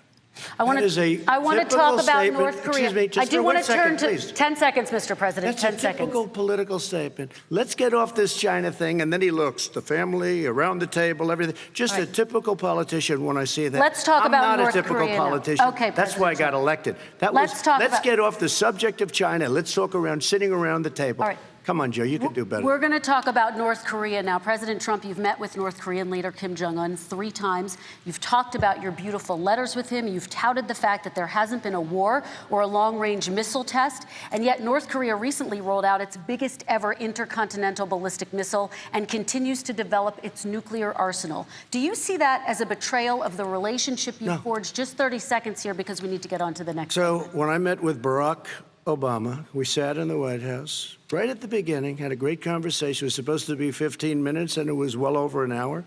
He said the biggest problem we have with is North Korea. He indicated we will be in a war with North Korea. Guess what? It would be a nuclear war, and he does have plenty of nuclear capability. In the meantime, I have a very good relationship with him. Different kind of a guy, but he probably thinks the same thing about me. We have a different kind of a relationship. We have a very good relationship, and there's no war. And you know, about 2 months ago, he broke into a certain area. They said, oh, there's going to be trouble. I said, no, they're not, because he's not going to do that. And I was right. Look, instead of being in a war where millions of people, Seoul, you know, is 25 miles away, millions and millions, 32 million people in Seoul. Millions of people would be dead right now. President we Trump, don't have that's a war, 30 and seconds. I have a good Thank relationship. you. Vice President Biden, to you. North Korea conducted 4 nuclear tests under the Obama administration. Why do you think you would be able to rein in this persistent threat? Because I'd make it clear, which we were making clear to China, they had to be part of the deal. Because here's I made it clear, and as a spokesperson of the administration when I went to China, that they said, why are you moving your missile defense up so close? Why are you moving more forces here? Why are you continuing to do military maneuvers with South Korea. I said, because North Korea is a problem, and we're going to continue to do it so we can control them. We're going to make sure we can control them and make sure they cannot hurt us.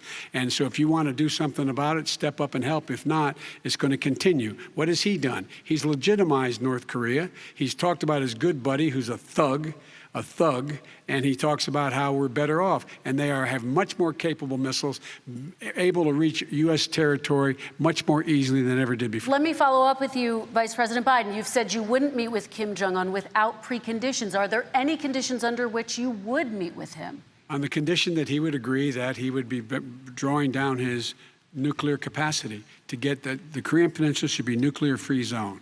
All right, let's move on to American families. Kristen, they tried Very to quickly, meet with 10 him. seconds, President. They tried to meet with him. He wouldn't do it. He didn't like Obama. He didn't like him. He wouldn't do it. Okay, I got to give him a chance to respond to that before we move on. And that's okay. You know what, North Korea, we're not in a war. We have a good relationship. You know, people don't understand. Having a good relationship Trump, with leaders of other countries is a good thing. We have a lot of questions to get to. That's like saying we had a good relationship with Hitler before he, in fact, invaded Europe, the rest of Europe. Come on. The reason he would not meet with President Obama is because President Obama said, we're going to talk about denuclearization. We're not going to legitimize you, and we're going to continue to put stronger and stronger sanctions on you. That's why he wouldn't meet with us. All right, let's and it didn't move happen. on. Let's move on and talk about American families. He left me a mess, Kristen. President Trump, okay, we do need to move on. They left me a mess.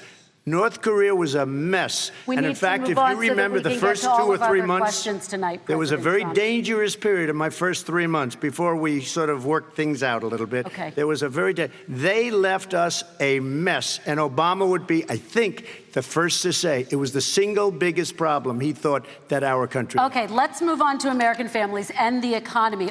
One of the issues that's most important to them is health care, as you both know. Today, there was a key vote on a new Supreme Court Justice, Amy Coney Barrett, and health care is at the center of her confirmation fight. Over 20 million Americans get their health insurance through the Affordable Care Act. It's headed to the Supreme Court, and your administration, Mr. President, is advocating for the court to overturn it. If the Supreme Court does overturn that law, those 20 million Americans could lose their health insurance almost overnight. So what would you do if those people have their health insurance taken away? You have 2 minutes uninterrupted. Sure. First of all, I've already done something that nobody thought was possible. Through the legislature, I terminated the individual mandate. That is the worst part of Obamacare, as we call it. The individual mandate where you have to pay a fortune for the privilege of not having to pay for bad health insurance. I terminated. It's gone. Now it's in court because Obamacare is no good. But then I made a decision. Run it as well as you can to my people, great people. Run it as well as you can. I could have gone the other route and made everybody very unhappy. They ran it. Premiums are down. Everything's down. Here's the problem. No matter how well you run it, it's no good. What we'd like to do is terminate it. We have the individual mandate done. I don't know that it's going to work. If we don't win, we will have to run it, and we'll have Obamacare, but it'll be better run. But it no longer is Obamacare, because without the individual mandate, it's much different. Pre-existing conditions will always stay. What I would like to do is a much better health care, much better, will always protect people with pre-existing. So I'd like to terminate Obamacare, come up with a brand new, beautiful health care. The Democrats will do it because there'll be tremendous pressure on them, and we might even have the House by that time, and I think we're going to win the House, okay? You'll see, but I think we're going to win the House. But come up with a better health care, always protecting people with pre-existing conditions. And one thing very important, we have 180 million people out there that have great private health care. Far more than we're talking about with Obamacare. Joe Biden is going to terminate all of those policies. These are people that love their health care, people that have been successful, middle-income people, been successful. They have 180 million plans, 180 million people, families, under what he wants to do, which will basically be socialized medicine. He won't even have a choice. They want to terminate 180 million plans. We have done an incredible job on health care, and we're going to do even better. Okay, Vice President Biden, yes, this is for you. Your health care plan calls for building on Obamacare. So my question is, what is your plan if the law is ruled unconstitutional by the Supreme Court? You have 2 minutes uninterrupted. What I'm going to do is pass Obamacare with a public option. It'll become Biden care. The public option is an option that says that if you, in fact, do not have the wherewithal to be, if you qualify for Medicaid and you do not have the wherewithal in your state to get Medicaid, you automatically are enrolled, providing competition for insurance companies. That's what's going to happen. Secondly, we're going to make sure we reduce the premiums and reduce drug prices by making sure that there's competition that doesn't exist now by allowing the Medicare to negotiate drug prices with the insurance companies. Thirdly, the idea that I want to eliminate private insurance, the reason why I had such a fight with 20 candidates for the nomination was I support private insurance. That's why not one single person with private insurance would lose their insurance under my plan, nor did they under Obamacare. They did not lose their insurance unless they chose they wanted to go to something else. Lastly, we're going to make sure we're in a situation that we actually protect pre-existing. There's no way he can protect pre-existing conditions. None, zero. You can't do it in the ether. He's been talking about this for a long time. He's never come up with a plan. I guess we're going to get the pre-existing condition plan the same time we get the infrastructure plan that we've been waiting since 17, 18, 19, and 20. The fact, I still have a few more minutes. I know you're getting anxious. The fact is that he's already cost the American people, because of his terrible handling of the COVID virus and the economic spillover, 10 million people have lost their private insurance. And he wants to take away 22 million more people who have it under Obamacare, and over 110 million people with pre-existing conditions. And all the people from COVID are going to have pre-existing conditions. What are they going to do? I have a follow-up for you, Vice President Biden. It relates to something that President Trump said. He's accusing you of wanting socialized medicine. What do you say to people who have concerns that your health care plan, which includes a government insurance option, takes the country one step closer to a health care system run entirely by the government? What's your response to them? I say it's ridiculous. It's like saying that, the idea that the fact that there's a public option that people can choose, that makes it a socialist plan. Look, the difference between the president, I think health care is not a privilege, it's a right. Everyone should have the right to have affordable health care. And I am very proud of my plan. It's gotten endorsed by all the major labor unions, as well as a whole range of other people who, in fact, are concerned in the medical field. This is something that's going to save people's lives, and this is going to give some people an opportunity to have health care for their children. How many of you home are worried and rolling around in bed tonight wondering what in God's name you're going to do if you get sick because you've lost your home insurance, your health insurance your company's gone under? We have to provide health insurance for people at an affordable rate, and that's what I do. President Trump, excuse me, he was there response. for 47 years. He didn't do it. He was now there as vice president for 8 years, and it's not like it was 25 years ago. It was 3 3/4. It was just a little while ago, right? Less than 4 years ago. He didn't do anything. He didn't do it. He wants socialized medicine, and it's not that he wants it. His vice president, she is more liberal than Bernie Sanders and wants it even more. Bernie Sanders wants it. The Democrats want it. You're going to have socialized medicine, just like he went with fracking. We're not going to have fracking. We're going to stop fracking. We're going to stop fracking. Then he goes to Pennsylvania after he gets a nomination, where he got very lucky to get it. And he goes to Pennsylvania and he says, oh, we're going to have fracking. And you never asked that question. And by the way, so far, I respect very much the way you're handling this, I have to say. By the way. But somebody should ask the question. You can ask he goes for a year. There will be no fracking. We have a number of topics we're going to get to. That's a big question. We're going to get to. It's the same thing with socialized medicine. I have to respond. Vice President, your response, please. My response is people deserve to have affordable health care, period. Period, period, period. And the Biden care proposal will, in fact, provide for that affordable health care, lower premiums. What we're going to do is going to cost some money. It's going to cost over $750 billion over 10 years to do it. And they're going to have lower premiums. You can buy into the better plans, the cheaper plans, lower your premiums, deal with unexpected billing, and have your drug prices drop significantly. He keeps talking about it. He hasn't done a thing for anybody on health care. Not a thing. Kristen, when Very he quickly, says, then I want to talk when about he what's says happening public on Capitol option, Hill. he's talking about socialized medicine and health care. When he talks about a public option, he's talking about destroying your Medicare, totally destroyed, and destroying your Social Security. And this whole country will come down. You know, Bernie Sanders tried it. in his state. He tried it in his state. His governor was a very liberal governor. They wanted to make it work. Okay, let's let Vice President Biden respond. It doesn't Vice work. President He's Biden, a very your confused guy. He thinks he's running against somebody else. He's running against Joe Biden. I beat all those other people because I disagreed with them. Joe Biden he's running against. And the idea that we're in a situation that are going to destroy Medicare, this is the guy that the actuary at Medicare said, if in fact, at Social Security, if in fact he continues to withhold his plan to withhold the tax on Social Security will be bankrupt by 2023 with no way to make up for it. This is the guy who's tried to cut Medicare. So I mean, the idea that Donald Trump is lecturing me on Social Security and Medicare? Come on. He tried to get rid of, he tried to hurt Social Security years ago. Years ago. Go back and look at the records. He tried to hurt Social Security years ago. All right, let's move on. I'm going to move on. Mr. President, I have to move on to the next question. They said the stock market will boom if I'm elected. If he's elected, the stock market will crash. Okay, let's move on to the next question very quickly. Look, the idea that the stock market is booming is his only measure of what's happening.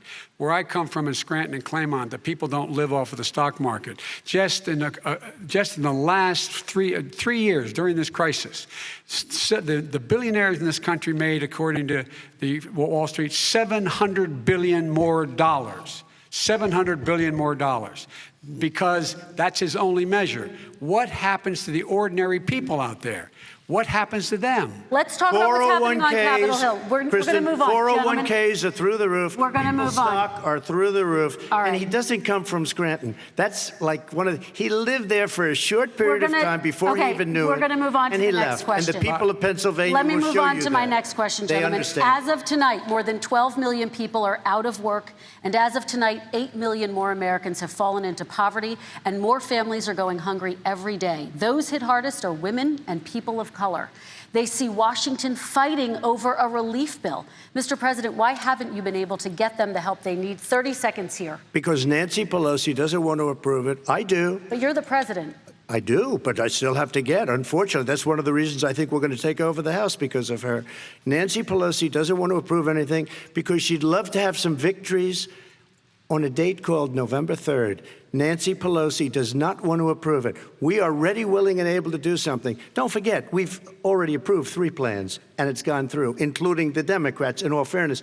This one she doesn't want. It's near the election because she thinks it helps her politically. I think it hurts her politically. All right, Mr. Vice President. You know, the Republican leader in the United States Senate said he can't pass it. He will not be able to pass it. He does not have Republican votes. Why isn't he talking to his Republican friends? Let me follow up with you, Vice President we made a Biden, deal, because the let me Republicans ask will Vice President Biden a question. You are the leader of the Democratic Party. Why have you not pushed the Democrats to get a deal for the American people? Well, I have, and they have pushed it. Look, they passed this act all the way back in the beginning of the summer. This is like it's not new. It's been out there. This HEROES Act has been sitting there. And look at what's happening. When I was in charge of the Recovery Act with $800 billion, I was able to get $145 billion to local communities that have to balance their budgets and states that have to balance their budgets, so they didn't have to fire firefighters, teachers, first responders, law enforcement officers, so they could keep their cities and counties running. He will not support that. They have not done a thing for them. And Mitch McConnell said, let them go bankrupt. Let them go bankrupt. Come on. What's the matter with these guys? The bill that was passed in the House was a bailout of badly run, high-crime, Democrat, all run by Democrats, cities and states. It was a way of getting a lot of money, billions and billions of dollars to these states. It was also a way of getting a lot of money from our people's pockets to people that come into our country illegally. We were going to take care of everything for them. And what that does, and I'd love to do that, I'd love to help them, but what that does, everybody all over the world will start pouring into our country. We can't do it.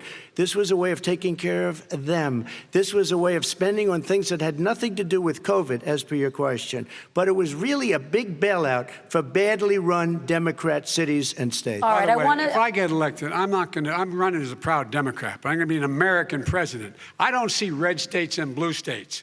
what I see as American, United States. And folks, every single state out there finds themselves in trouble. They're going to start laying off, whether they're red or blue, cops, firefighters, first responders, teachers, because they have to balance their budget. And the founders were smart. They allowed the federal government to deficit spend to compensate for the United States of America. I want to talk about the minimum wage, gentlemen. Mr. Vice President, we are talking a lot about struggling small businesses and business owners these days.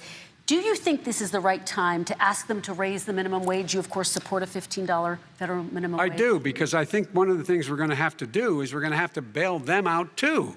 We should be bailing them out now, those small businesses. You got 1 in 6 of them going under. They're not going to be able to make it back. They passed a package that allows us to be able to call PPP. Money is supposed to go to help them do everything from organize how they can deal with their businesses being open safely. Schools, how they can make classrooms smaller, how they can hire more teachers, how they can put ventilation systems in. They need the help. The businesses as well as the schools need the help. But these guys will not help them. Is not giving them any of the money. We are going to move on to immigration, one thing very but I quickly, want to get your we have reaction. to help our small businesses by raising the minimum wage. That's not helping. I think it should be a state option. Alabama is different than New York. New York is different from Vermont.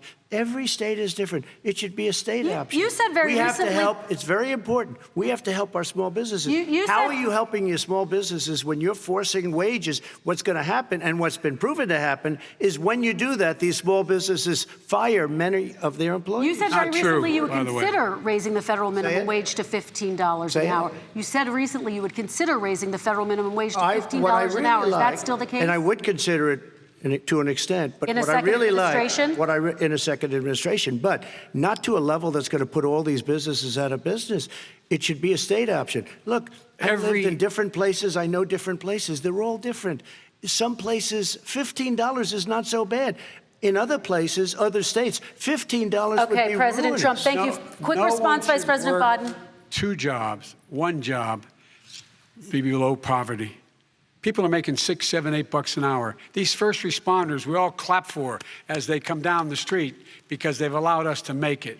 What's happening? They deserve a minimum wage of $15. Anything below that puts you below the poverty level. And there is no evidence that when you raise the minimum wage, businesses go out of business. That is simply not true. We're going to talk about immigration. We're going to talk about immigration now, gentlemen, and we're going to talk about families within this context. Mr. President, your administration separated children from their parents at the border, at least 4,000 kids. You've since reversed your zero-tolerance policy, but the United States can't locate the parents of more than 500 children. So how will these families ever be reunited? Children are brought here by coyotes and lots of bad people, cartels, and they're brought here, and they used to use them to get into our country. We now have as strong a border as we've ever had.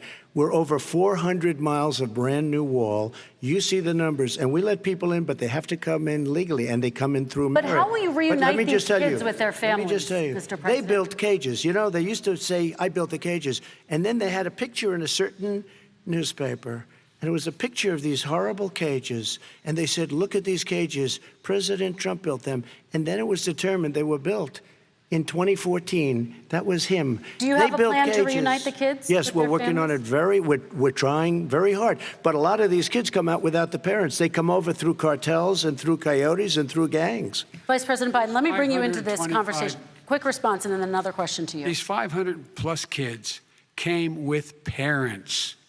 They separated them at the border to make it a disincentive to come to begin with. Real tough. We're really strong. And guess what? They cannot, it's not coyotes didn't bring them over. Their parents were with them. They got separated from their parents. And it makes us a laughing stock and violates every notion of who we are as a nation. Let me ask you a follow-up question. Kristen, they did it. We changed the policy. Your response to that? They did it. We changed. Did not They built the cages. Who built the cages, Joe? Let's talk about what we're talking about. Who built the cages, Joe? Let's talk about what we're talking about. What happened? Parents were ripped, their kids were ripped from their arms and separated. And now they cannot find over 500 of sets of those parents, and those kids are alone. Nowhere to go. Nowhere to go. It's criminal. It's criminal. Let me ask Kristen, you about I will say this. They went down, we seconds, and then brought I need to ask reporters, you. everything. They are so well taken care of. They're in facilities that were so clean. But some and of them have gotten haven't been such reunited But with their just ask families. one question. Who built the cages? I'd love you to ask him that. Who built the cages? Let me ask about your immigration policy, Mr. Vice President. The Obama administration did fail to deliver immigration reform, which had been a key promise during the administration. It also presided over record deportations as well as family detentions at the border before changing course. So why should voters trust you with an immigration overhaul now? Because we made a mistake. It took too long to get it right. It took too long to get it right. I'll be president of the United States, not vice president of the United States. And the fact is, I've made it very clear. Within 100 days, I'm going to send to the United States Congress a pathway to citizenship for over 11 million undocumented people. And all of those so-called dreamers, those DACA kids, they're going to be immediately certified again to be able to stay in this country and put on a path to citizenship.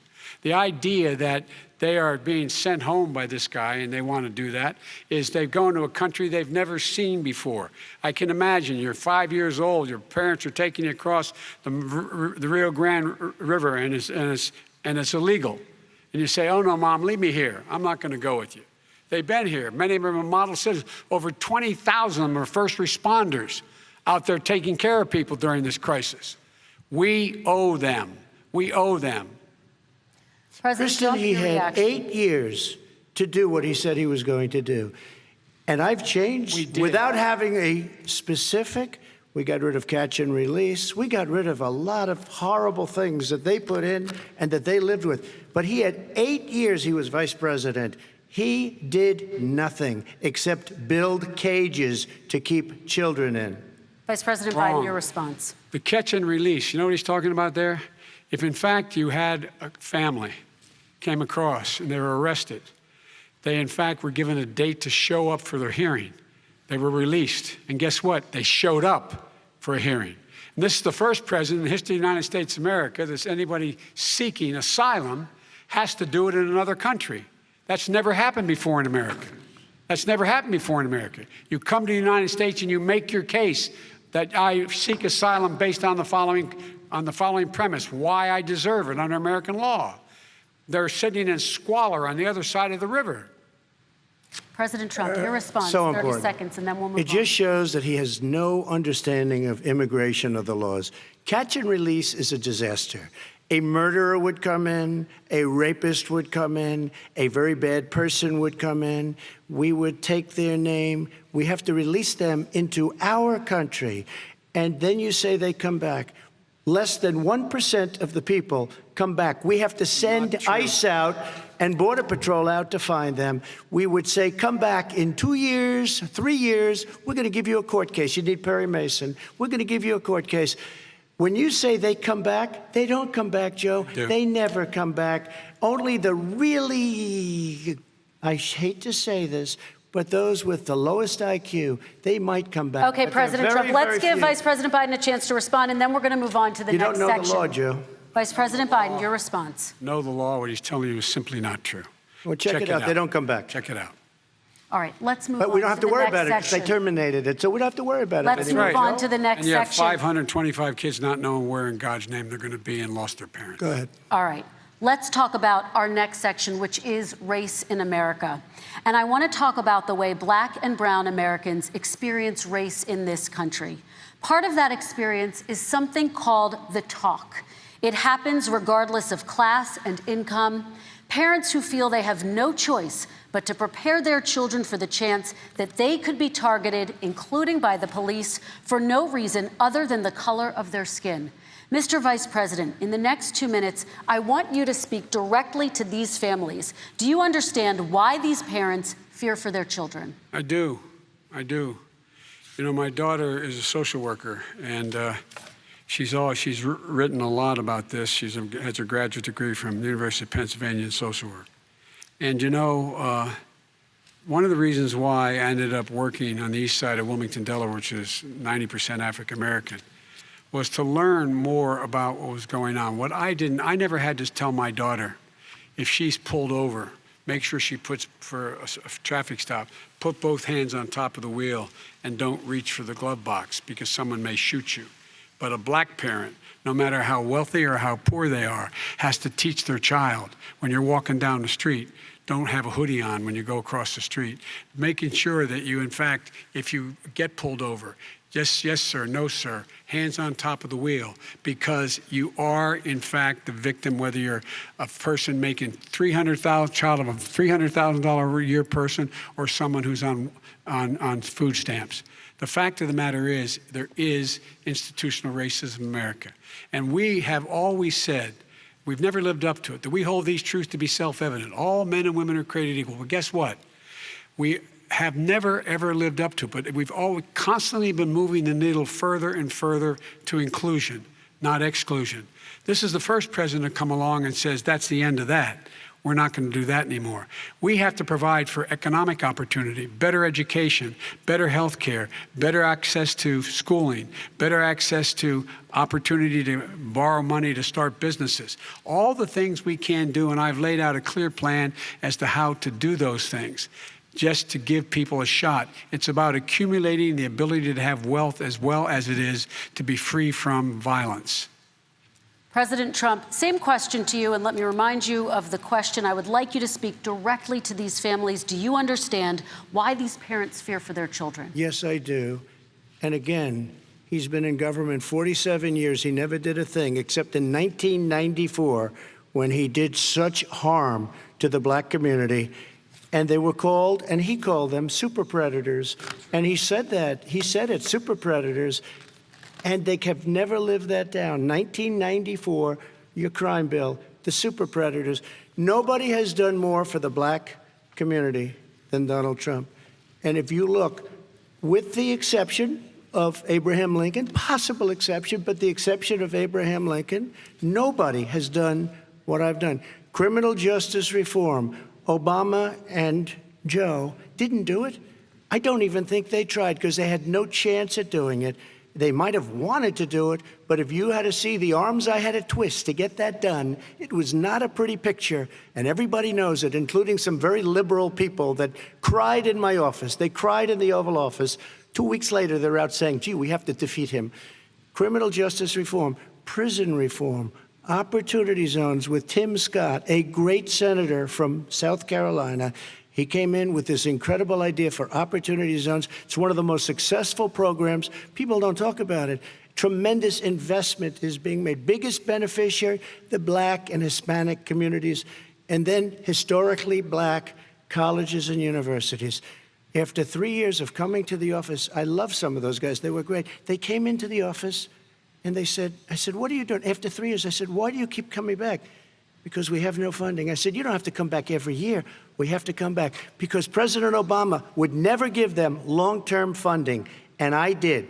10-year long-term funding, and I gave them more money than they asked for because they said, I think you need more.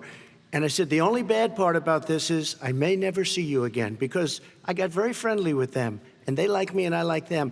But I saved historically black colleges and universities. Okay, and we're going to talk about both of your records, but your response to that, Vice President? My response to that is I never, ever said what he accused me of saying. The fact of the matter is, in 2000, though, after the crime bill had been in the law for a while, this is a guy who said, the problem with the crime bill, there's not enough people in jail. There's not enough people in jail. And go on my website, get the quote, the date when he said it. Not enough people. He talked about marauding gangs, young gangs, and the people who are going to maraud our cities. This is a guy who in the Central Park five innocent black kids, he continued to push for making sure that they got the death penalty. None of them were guilty of the crimes they were suggested. Look, and talk about granted, he did in fact let 20 people, he commuted 20 people's sentences. We commuted over 1,000 people's sentences, over 1,000. The very law he's talking about is a law that, in fact, initiated by Barack Obama. And secondly, we're in a situation here where the federal prison system was reduced by 38,000 people under our administration. And one of these things we should be doing, there should be no minimum mandatories in the law. That's why I'm offering $20 billion to states to change their state laws to eliminate minimum mandatories and set up drug courts. No one should be going to jail because they have a drug problem. They should be going to rehabilitation, not to jail. We should fundamentally change the system, and that's what I'm going to do. But why didn't he do it 4 years ago? Why didn't you do that 4 years ago, even less than that? Why didn't you do it? You were vice president. You keep talking about all these things you're going to do, and you're going to do this. But you were there just a short time ago, and you guys did nothing. We did. You know, Joe, I ran because of you. I ran because of Barack Obama, because you did a poor job. If I thought you did a good job, I would have never run. I would have never run. I ran because of you. I'm looking at you now. You're a politician. I ran because of you. All right, Vice President Biden, your response to that, and then I do have some questions for both of you. Well, I tell you what, I hope he does look at me, because what's happening here is, you know who I am, you know who he is, you know his character, you know my character, you know our reputations for honor and telling the truth. I am anxious to have this race. I am anxious to see this take place. The character of the country is on the ballot.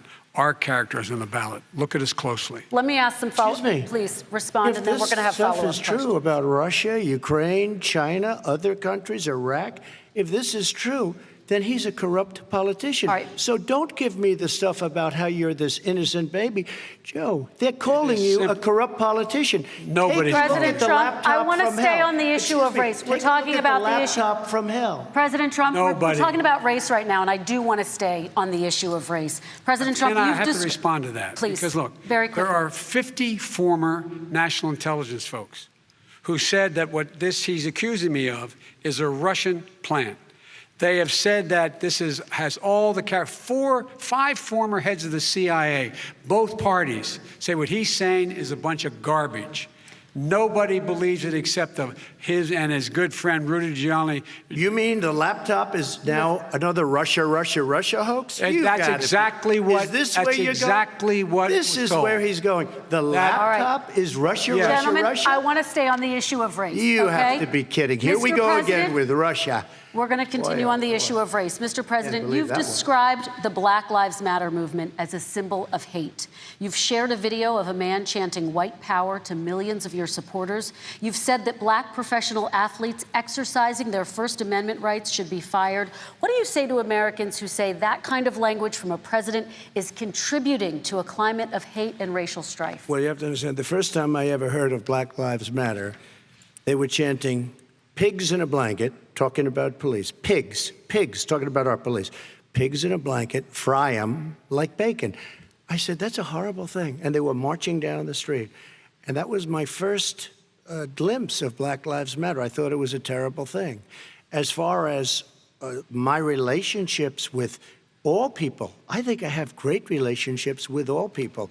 I am the least racist person in this room. Well, what do you say to Americans who are concerned by that rhetoric? I don't know. I don't know what to say. I got criminal justice reform done and prison reform and opportunity zones. I took care of black colleges and universities. I don't know what to say.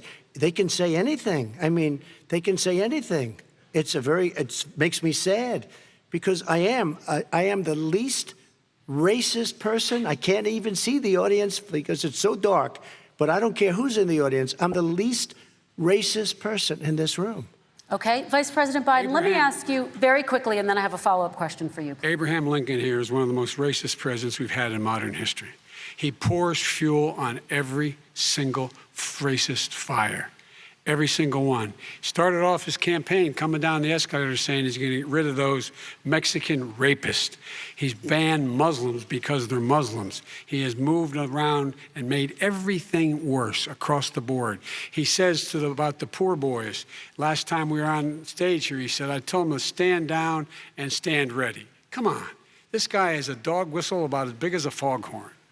President Trump, I'm going to give you 10 seconds to respond, and then I have a follow-up. He made a reference to Abraham Lincoln. Where did that come in? I mean, you said you're Abraham Lincoln. No, where did that? No. You said, I said not since Abraham Lincoln has anybody done what I've done for the black community. And I'm saying, I didn't say I'm Abraham Lincoln. I said not since Abraham Lincoln has anybody done what I've done for the black community. Now, you have done nothing other than the crime bill, which put tens of thousands of black men, mostly, in jail. All right, let me ask remember Vice it President because if you Biden look a at what's question. happening with the voting right now, Let me ask they Vice remember President that Biden you treated them about very, very badly. Just take a look at what's happening out there. Vice President Biden, let me give you a chance to respond within this context. Crime bills that you supported in the 80s and 90s contributed to the incarceration of tens of thousands of young black men who had small amounts of drugs in their possession. They are sons, they are brothers, they're fathers, they're uncles,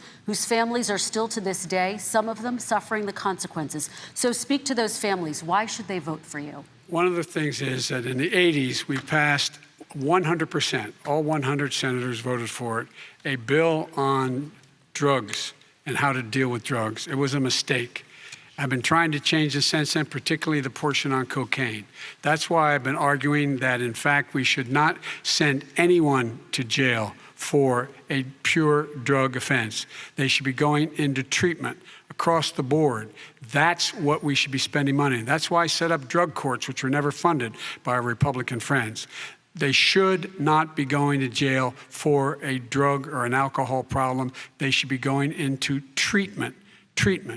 That's what we've been trying to do. That's what I'm going to get done, because I think the American people have now seen that, in fact, it was a mistake to pass those laws relating to drug. But they were not in the crime bill. But why didn't he get it done? See, it's all talk, no action with these politicians. Why didn't he get it done? That's what I'm going to do when I become president.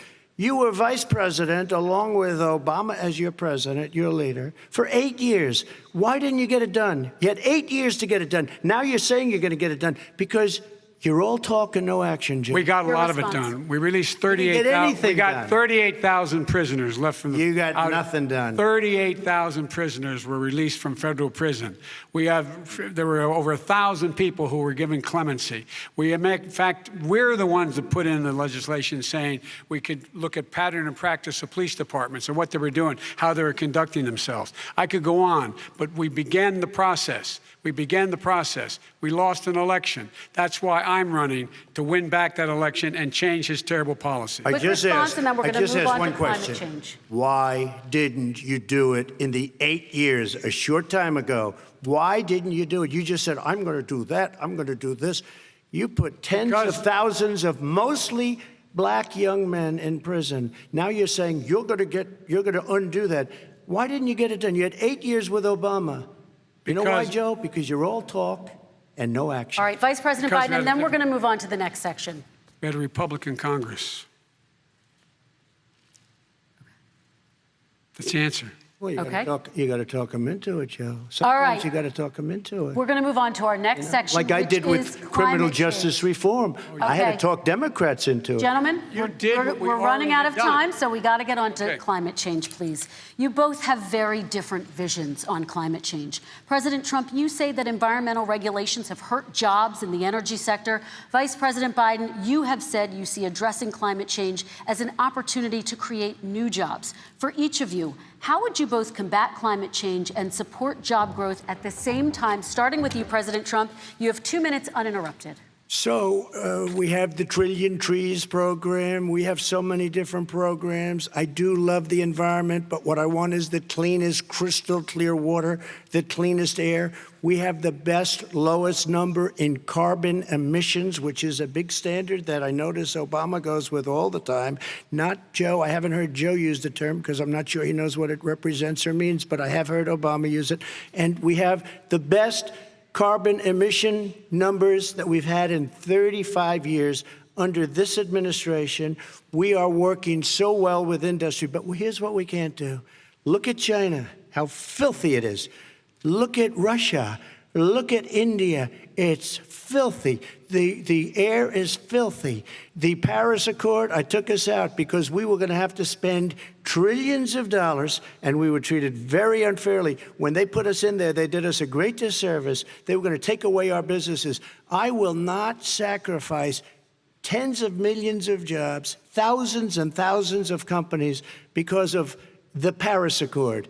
It was so unfair. China doesn't kick in until 2030. Russia goes back to a low standard, and we kicked in right away. It would have destroyed our businesses. So, you ready? We have done an incredible job environmentally. We have the cleanest air, the cleanest water, and the best carbon emission standards that we've seen in many, many years. Vice President And we Biden. haven't destroyed our industries. Vice President Biden, 2 minutes to you, uninterrupted.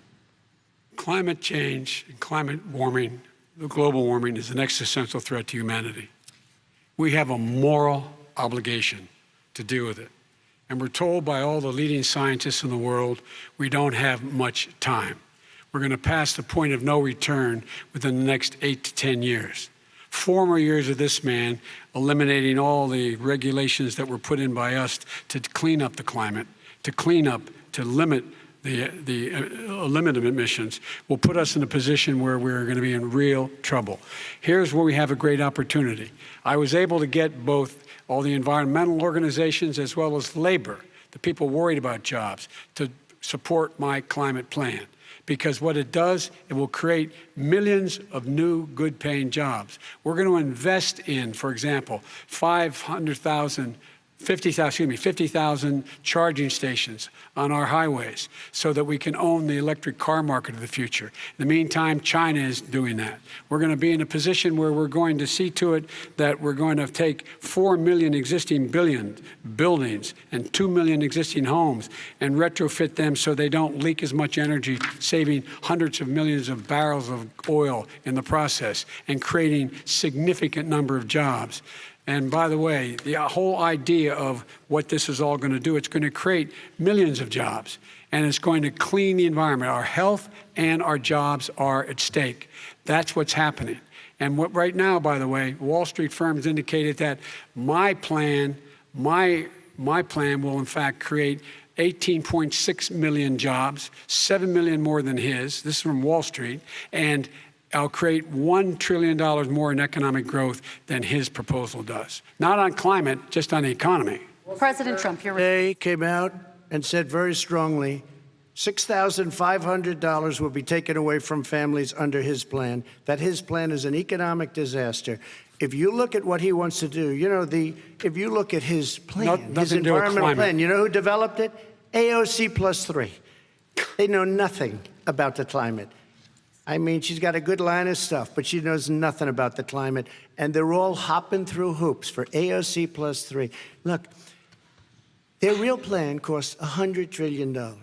If we had the best year in the history of our country for 100 years, we would not even come close to a number like that. When he says buildings, they want to take buildings down because they want to make bigger windows into smaller windows. As far as they're concerned, if you had no window, it would be a lovely thing. This is the craziest plan that anybody has ever seen. And this wasn't done by smart people.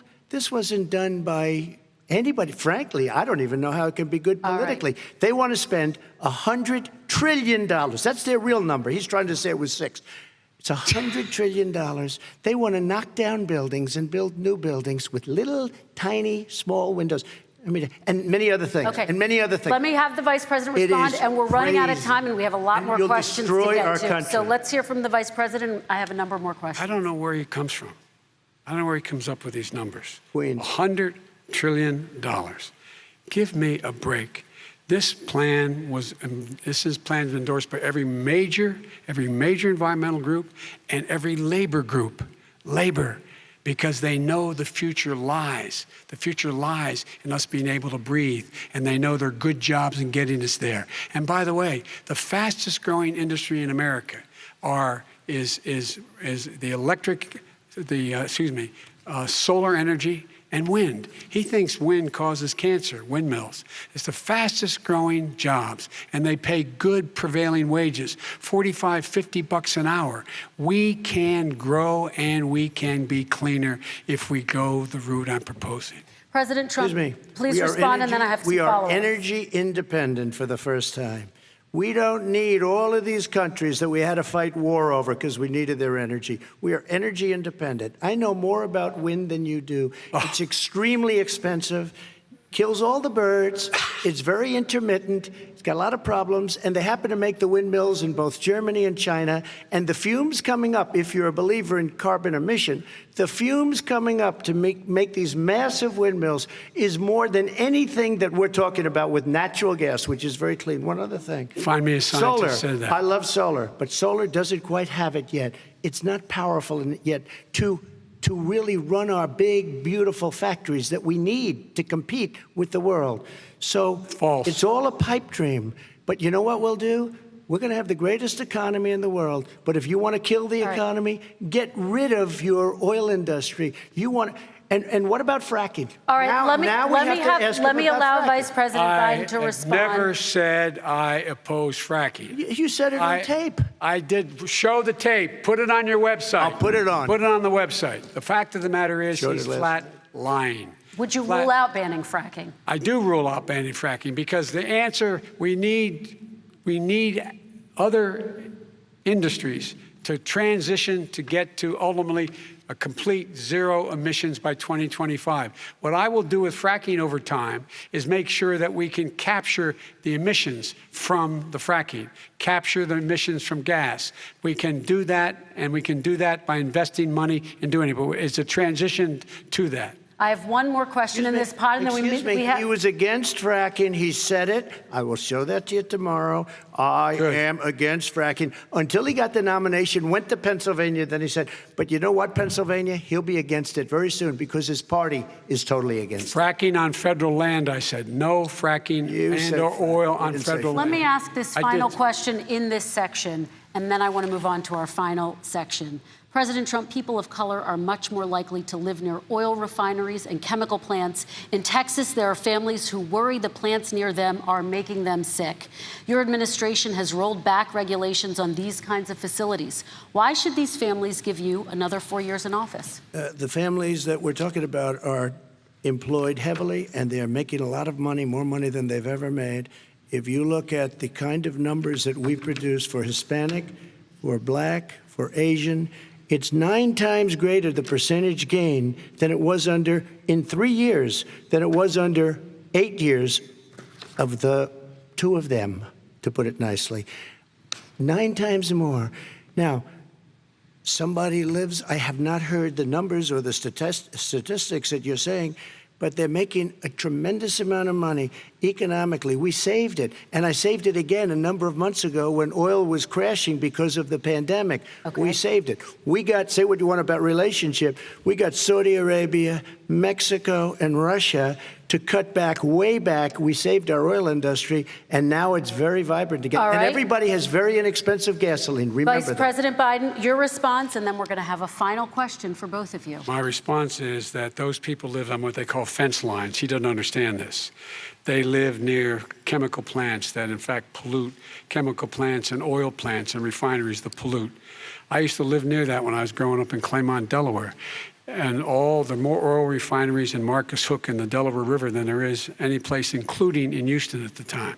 When my mom get in the car and when there was first frost to drive me to school, turn in the windshield wiper, there'd be oil slick in the window. That's why so many people in my state were dying and getting cancer. The fact is, those frontline communities, it doesn't matter what you're paying them, it matters how you keep them safe. What do? And you impose restrictions on the pollutions, the pollutants coming out of those fence line communities. Okay, I have one final question. Would he close down the oil industry? It falls. Would you close down the oil industry? By the way, I would transition from the oil industry, yes.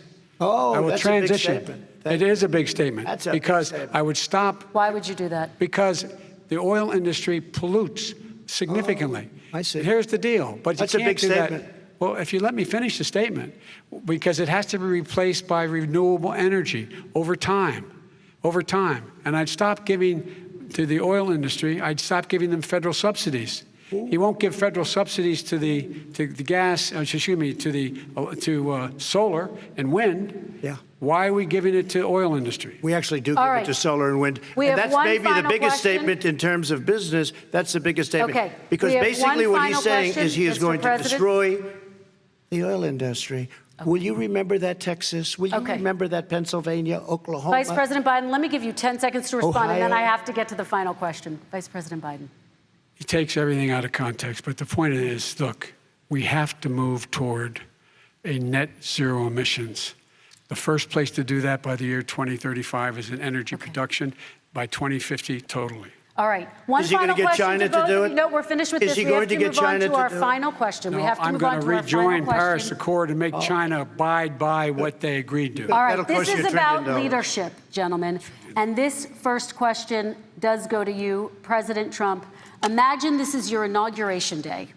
What will you say in your address to Americans who did not vote for you? You'll each have 1 minute, starting with you, Mr. We have to make our country totally successful as it was prior to the plague coming in from China. Now we're rebuilding it, and we're doing record numbers, 11.4 million jobs in a short period of time, et cetera. But I will tell you, go back. Before the plague came in, just before, I was getting calls from people that were not normally people that would call me. They wanted to get together. We had the best black unemployment numbers in the history of our country. Hispanic, women, Asian, people with diplomas, with no diplomas, MIT graduates, #1 in the class. Everybody had the best numbers.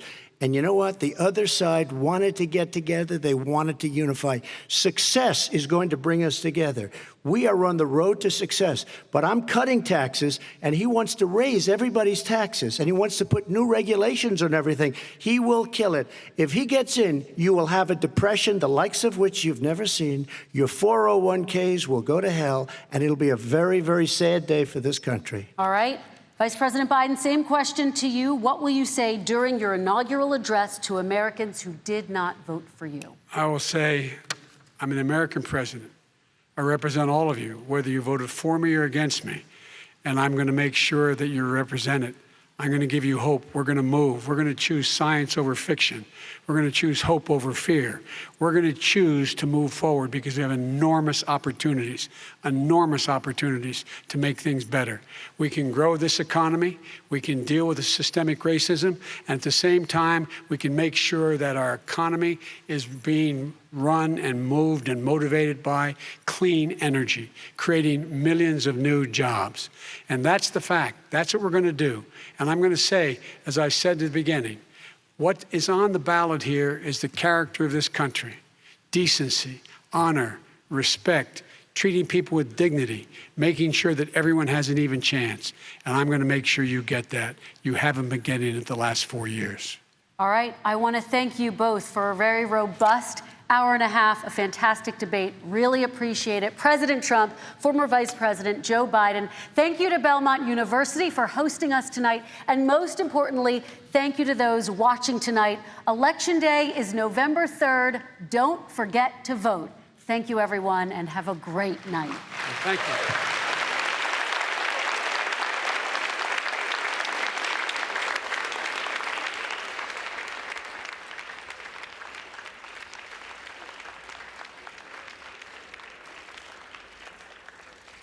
Das also die TV-Debatte, das letzte TV-Duell, die Redeschlacht zwischen dem amtierenden Präsidenten der USA, Donald Trump, und seinem Herausforderer von den Demokraten, Joe Biden.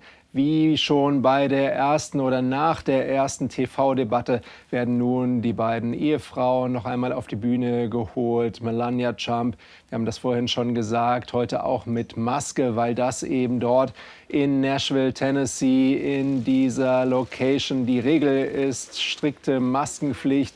Und jetzt verabschieden sich die beiden Kontrahenten, die sich bis eben so leidenschaftlich duelliert haben. Hier mehr als 90 Minuten lang verabschieden sich jetzt von der großen Bühne. Mehr als 100 Millionen Menschen werden dort heute zugeschaut haben bei dieser Debatte. So läuft es bereits über die Nachrichtenticker. Und die Moderatorin Kristen Welker hat das gerade kurz noch mit den Worten zusammengefasst. A fantastic debate. Und ich glaube, das kann man heute sagen. Es war tatsächlich eine richtige Debatte. Eine, in der Inhalte eine Rolle spielte und die nicht so sehr wie beim letzten Mal von Beleidigungen, von Beschimpfungen lebte. Es gab eine wirklich leidenschaftliche Auseinandersetzung über die Corona-Politik in den USA, emotional auf beiden Seiten. Es ging hoch her, als es um die Frage des Shutdowns ging, um die Lage in New York, die der US-Präsident als Ghost City bezeichnete. Das sind so die Momente, die bei uns zuerst auffielen und im Gedächtnis blieben. Und wie gesagt, es ging deutlich disziplinierter und höflicher zu als beim letzten Mal. Das wollen wir in einem ganz kurzen Ausschnitt zeigen. Das war fast ungewöhnlich, wie US-Präsident Donald Trump sich da heute ganz strikt an die Rederegeln hielt. He's refused to support that money, or at least up to now. Let's talk about schools. President Trump, I think we have to respond, if I might. Please, and then I have a follow-up. Thank you, and I appreciate that. Even today, he thinks we are in control. We're about to lose 200,000 more people. President Trump. Look, perhaps just to finish this, I was kidding on that, but just to finish this. Also er bittet ganz höflich ums Wort, lässt seinen Kontrahenten ausreden. Das war fundamental anders als vor 3 Wochen. Das war heute eine wirkliche politische Debatte, die in Teilen dieser 90 Minuten, glaube ich, wirklich mitreißend war und sicherlich vor allen Dingen die Wähler in Amerika mitgerissen haben. Und jetzt wollen wir den ganz schnellen Stimmungscheck in den USA machen und fangen an in Phoenix, Arizona, bei meinem Kollegen BILD-Chefreporter Max Kiewel, der dort unterwegs ist, in einer ziemlich großen Buffalo Chips Bar in Phoenix, Arizona. Und das sind Trump-Anhänger, wie wir vorhin gesehen haben. Deswegen interessiert mich gar nicht so sehr, wen die da vorne sehen. Das ist, glaube ich, ziemlich klar. Aber welcher Satz, welcher Moment bleibt da am meisten hängen und wurde am meisten diskutiert, Max? Ja, Kai, du hast es gesagt, wir stehen hier im Trump-Land und sie haben hier für ihren Präsidenten gerufen und gebrüllt. Es gab Szenenapplaus, gerade am Anfang, wo der Präsident besonders wach, besonders schlagfertig wirkte. Und es waren Szenen, wie, ehrlich gesagt, ich sie nur vom Fußball aus Deutschland kenne. Und wir wollen deine Frage einfach so direkt weitergeben. Neben mir sitzt nicht Donald Trump, sondern Michael. Michael, how did you like the president tonight? I thought it was a great debate. Hello, people of Germany. Your NATO allies, the United States, love you. Thank you for stepping up economically. And how did you like the president's performance tonight? It was adequate. I think he carried the debate. Joe Biden, poor crazy Joe Biden doesn't have a chance because there's nothing up here left in his brain. So the president was fine. Also ihr hört es, große Begeisterung für den Präsidenten, für Donald Trump. Sleepy Joe, wie sie ihn hier nennen, war nicht wach, so sagen sie es. Ja, und sie sind begeistert mit ihrem Präsidenten, das kann man auf jeden Fall hier so sagen. Sehen die alle so aus bei dir, Max? Na, es gibt einige Leute, they like your look. Well, thank you. We love Germany, we love Europe, we love our friends overseas. We appreciate everything. Vote for me, Donald Trump, 2020. And did you take a look at Canada? Canada is now having Donald Trump rallies. Pretty soon it'll be all over Europe. Thank you very much. Have a good one, huh? Thank you. Ja, also, volle Begeisterung für den Präsidenten. Wie gesagt, vorhin am Anfang, als Trump gelauert hat und dann zugebissen hat, da sind die Leute aufgesprungen, da haben die Leute gejubelt. Also das war wirklich Stimmung wie bei uns beim Derby oder wenn die Nationalmannschaft spielt. Danke, Max, für diesen ersten Stimmungscheck aus dem Trump-Lager in Phoenix, Arizona. Ganz schnell rüber nach Nashville, Tennessee. Dort steht mein Kollege US-Korrespondent Herbert Bauernebel. Und der steht vor allen Dingen zwischen beiden Fans da heute. Auch dort völlig klar, wer für die natürlich vorne liegt. Klar, der Herausforderer Joe Biden. Aber was war dort der entscheidende Moment, über den diskutiert wird, Herbert? Ja, hier natürlich genau das gleiche Bild. Auf der anderen Seite, die beiden Fans haben gejubelt. Sie finden, dass ehemalige Vizepräsident Joe Biden eine gute Figur gemacht hat. Und es geht bei diesen demokratischen Veranstaltungen ein bisschen gedämpft dazu. Hier trägt man auch Masken. Es ist ein wenig langsamer, nicht so ganz euphorisch wie bei den Republikanern. Aber immerhin, es kam Stimmung auf. Und der Moment, den hier viele besonders gesehen haben als guten Moment, war eben, wenn Joe Biden einfach sich von dem Hickhack verabschiedet hat und direkt in die Kamera geschaut hat, zu den amerikanischen Leuten, zum Beispiel im Moment, wo er gesagt hat, es geht doch gar nicht um Ihre Familie oder um meine Familie, es geht doch um die amerikanischen Familien. Und ein weiterer Moment war, wie er gesagt hat, wie Donald Trump über demokratische Staaten, über demokratische Metropolen und über republikanische geredet hat. Und Joe Biden sagte dann, ich werde Präsident von allen sein, von Republikanern und von Demokraten. Und neben mir steht Lindsay, die hat diesen Event hier organisiert. Lindsay, what was the most decisive moment in this debate as far as Joe Biden is concerned? The most decisive moment for Joe Biden was that he came with his receipt. He knew exactly what he wanted to say. He knew that this was the last moment to capture voters, and he did exactly that. He drew a stark contrast between the two candidates. So I'm super excited. I loved watching him on the screen tonight. We saw a very lively debate, a very civilized debate, actually. It was actually fascinating and riveting. Yes, absolutely. So unlike the first debate, you could actually cut the mic off. So that was super great. And this time we actually got to hear the candidates loud and clear what their policies are, what their priorities are. And they also had the chance to speak to American voters. And that's exactly what we wanted to hear. So Joe Biden did what he needed to do to win the election? I think Joe Biden did exactly what he needed to do. Again, he came with receipts. And I had a lot of young people reaching out to me, and they're like, wow, Joe Biden is really bringing the heat. So this was their last opportunity to capture the last few voters that haven't already voted. So, yeah, I think Joe Biden has this, and I think he will win in a landslide. Win in a landslide. Er wird mit einem Erdrutsch gewinnen. Das ist hier die Stimmung bei den Demokraten. Zusammengefasst ist es hier ein bisschen eine Erleichterung, ein Aufatmen, weil man fühlt, dass eben Joe Biden das gemacht hat, was er tun musste, um einfach diesen Sieg über die Ziellinie zu bringen, dass er sich behauptet hat gegen einen doch zivilisierteren, aber auch sehr extrem angriffigen Donald Trump. Und deshalb gibt es hier eine Erleichterung und eine Riesenstimmung hier bei den Demokraten.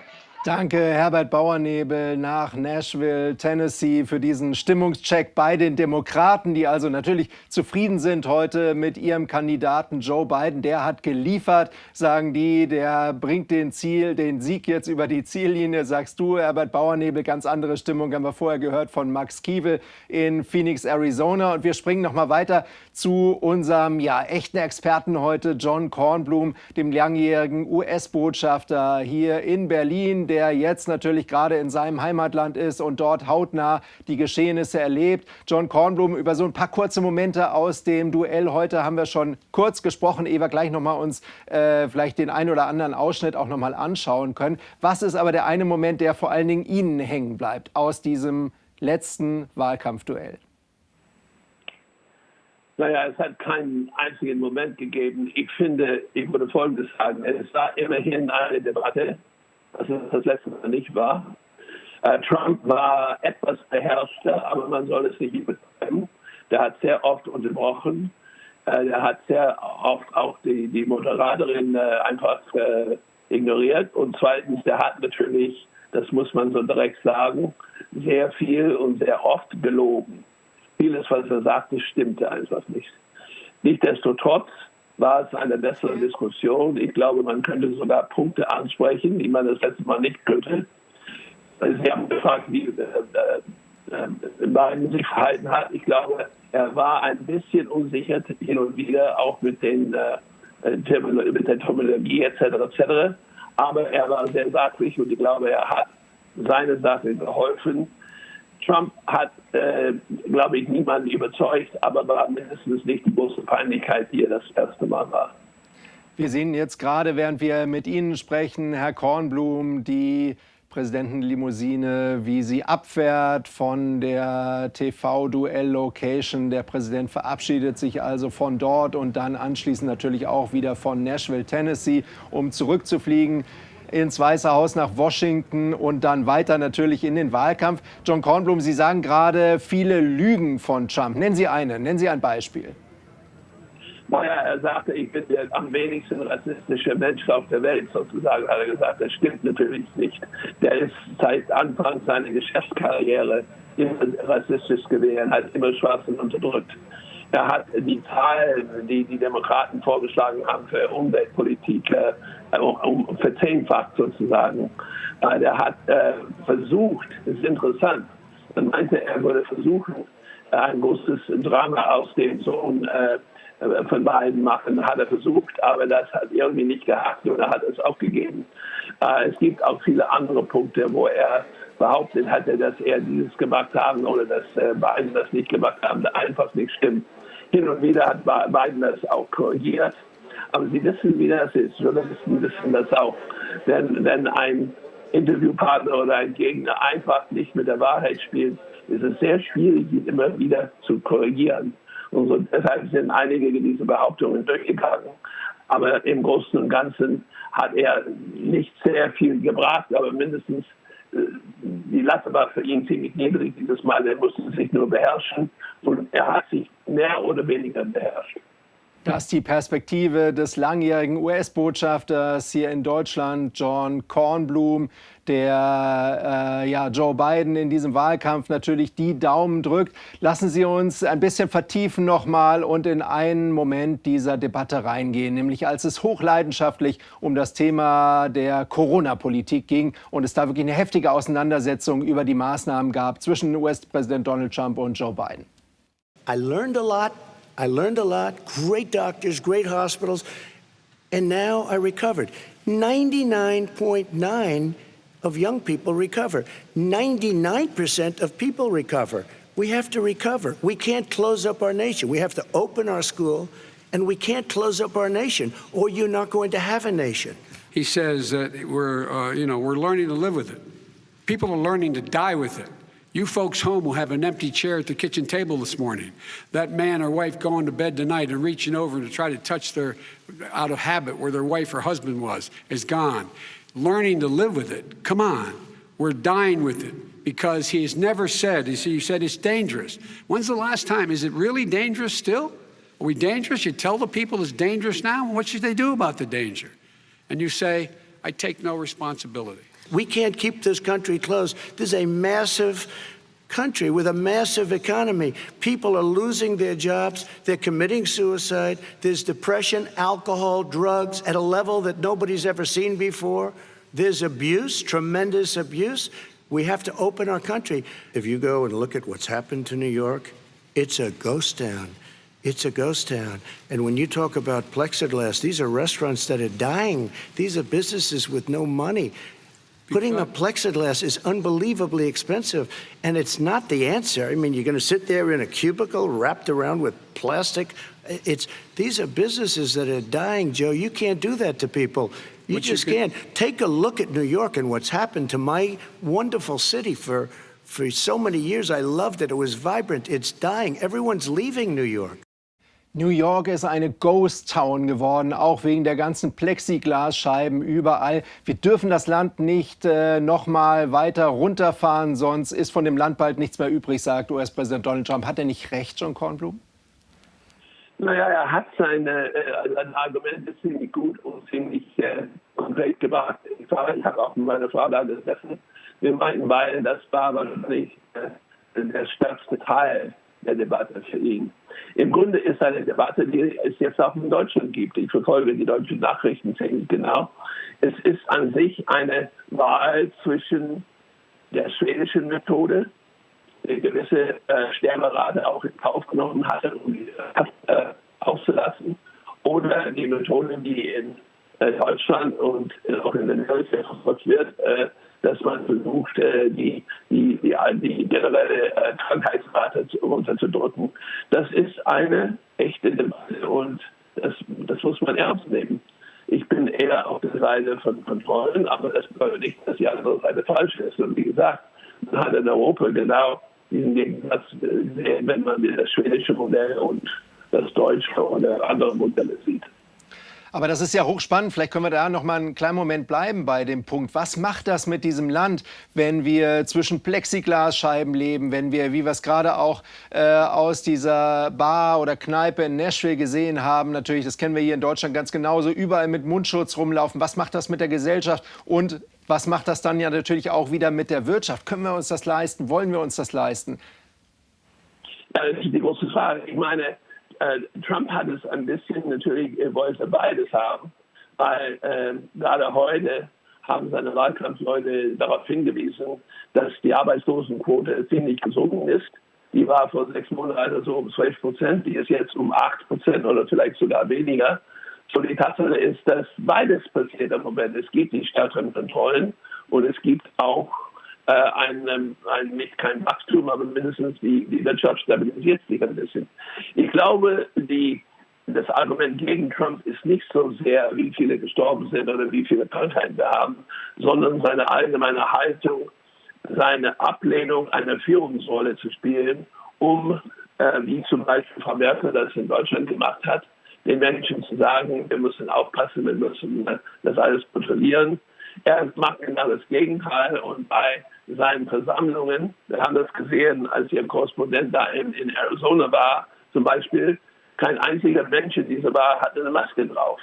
Wir können damit ziemlich sicher sein, dass ein halbes Dutzend oder so von diesen Menschen demnächst auch Corona haben werden. Das ist tatsächlich die große Debatte, die man in der Gesellschaft hat. Und es hört sich alles gut an, bis man selber getroffen wird, bis man selber krank ist oder bis man einen Verwandten oder einen Freund verliert durch die Krankheit. Und das ist das große Problem. Es ist nicht so leicht, wie Trump das sieht. Es ist eine sehr heimtückische Krankheit und viele Leute sterben und sterben sehr schnell. Und auch Menschen, die unter 30 Jahre alt sterben sehr schnell. Oder man hat nicht mehr als eine etwas klare Grippe. Das ist das Problem und deshalb kann man nicht einfach sagen, wir lassen alles auf. Aber wie gesagt, die Debatte hier ist mehr oder weniger dasselbe, die man in Europa hat. Und Trump steht mehr, wollen wir sagen, breit gesagt für das schwedische Modell. Und Biden und die Wissenschaft bei uns, wie die Wissenschaft in Deutschland, steht mehr für das Modell der Kontrollen. Und nochmal nachgefragt, Herr Kornblum, weil das ja wirklich, Sie haben es gerade gesagt, faszinierend war. Phoenix, Arizona, die Veranstaltung, auf der mein Kollege Max Kiewel war im Trump-Lager. Niemand trägt Maske, alle feiern da, als gäbe es Corona nicht. Ganz anders dann in Nashville, Tennessee, im Biden-Lager, wo mein Kollege Herbert Bauernebel stand. Alle total diszipliniert, eher gedrückte Stimmung, alle mit Maske. Das ist die Frage, die das Land spaltet. Das war heute hoch emotional. Wo steht denn das Land im Moment mehrheitlich? Was sagt Ihnen Ihr Bauch im Moment? Weil das scheint ja natürlich die wahlentscheidende Frage zu sein. Naja, es ist öfters gesagt worden, aber die Prognosen, die Journalisten, auch die Demoskopen sind sehr, sehr vorsichtig. Warum? Weil letztes Mal haben sie auch gesagt, dass Frau Clinton gewinnen würde und er hat knapp, aber immerhin gewonnen. Dieses Mal sind die Meinungsumfragen stark gegen Trump. Es gibt kaum von diesen Swing States, die Sie vorhin angesprochen haben, gibt es kaum von diesen Swing States, die im Moment auf der Seite von Trump sind. Und in einigen der sehr wichtigen Staaten, wie Pennsylvania, wie Michigan, wie Wisconsin, wie Minnesota, hat Trump Biden verführt mit 5, 8 oder sogar 10%. Also demoskopisch gesehen ist Trump in großen Schwierigkeiten.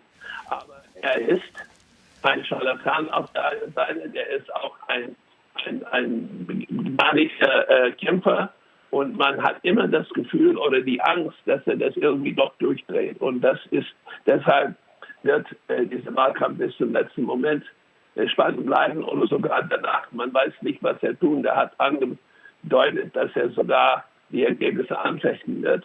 Also es werden noch bestimmt nicht nur 2 Wochen bis zur Wahl sein, sondern 3, 4 oder vielleicht 5 Wochen sein, bis die ganze Sache klar ist. John Kornblum, noch einmal eine Nachfrage kurz zu dem Corona-Thema, denn das war ein spannender Moment. Gleich zu Beginn der Debatte kündigte der US-Präsident, zwar ein bisschen vage, aber er kündigte einen Impfstoff an. Er sagte, in den nächsten Wochen, noch in diesem Jahr, und er nannte auch ganz konkret Johnson & Johnson, neben anderen Firmen, aber die hob er hervor. Glauben Sie tatsächlich, da gibt es noch mal eine ganz aktuelle Entwicklung, oder ist das ein Wahlkampfmanöver? Welche Informationen haben Sie da, Herr Kornblum? Ich habe natürlich keine Informationen, aber ich kann aber lesen. Und die Tatsache ist, dass diese Firmen, gerade Pfizer und Johnson & Johnson, gibt es aber auch Firmen in England und auch in Deutschland, die hart daran arbeiten, alle meinen, dass es ein Vakzin geben wird. Aber die Zeitspanne, die Trump immer wieder angibt, ist wahrscheinlich nicht machbar, habe ich gerade heute gelesen. Vor 6 Wochen hat er gesagt, man würde das bestimmt vor dem 3. November haben. Jetzt sehen wir, dass das nicht stattfindet. Aber jetzt sagt er vor Jahresende, okay, werden wir sehen, das wird wahrscheinlich auch nicht der Fall sein. Aber das ist natürlich im Grunde, ich betreibe nur etwas, eine symbolische Sache, weil erstens die Produktion, die Verteilung und dann das Impfen selber ist eine sehr langwierige Sache. Und wer wird erst geimpft werden? Nicht die normalen Bürger, sondern zum Beispiel das medizinische Personal, die sogenannten First Responders etc. So, wir normalen Menschen haben bestimmt noch 6 bis 9 Monate zu warten, bis wir überhaupt die Möglichkeit haben, ein Vakzin zu bekommen. Okay, herzlichen Dank, John Kornblum. Wir haben jetzt wieder ein paar Bildprobleme mit der Leitung zu Ihnen. Danken Ihnen trotzdem ganz herzlich für das inhaltlich so spannende Gespräch direkt im Anschluss an diese letzte TV-Wahlkampfschlacht zwischen Joe Biden und dem amtierenden Präsidenten Donald Trump. Dass die ersten Einschätzungen von John Kornblum, der, ja, das ist nicht verwunderlich, Biden natürlich vorne sieht als Demokrat.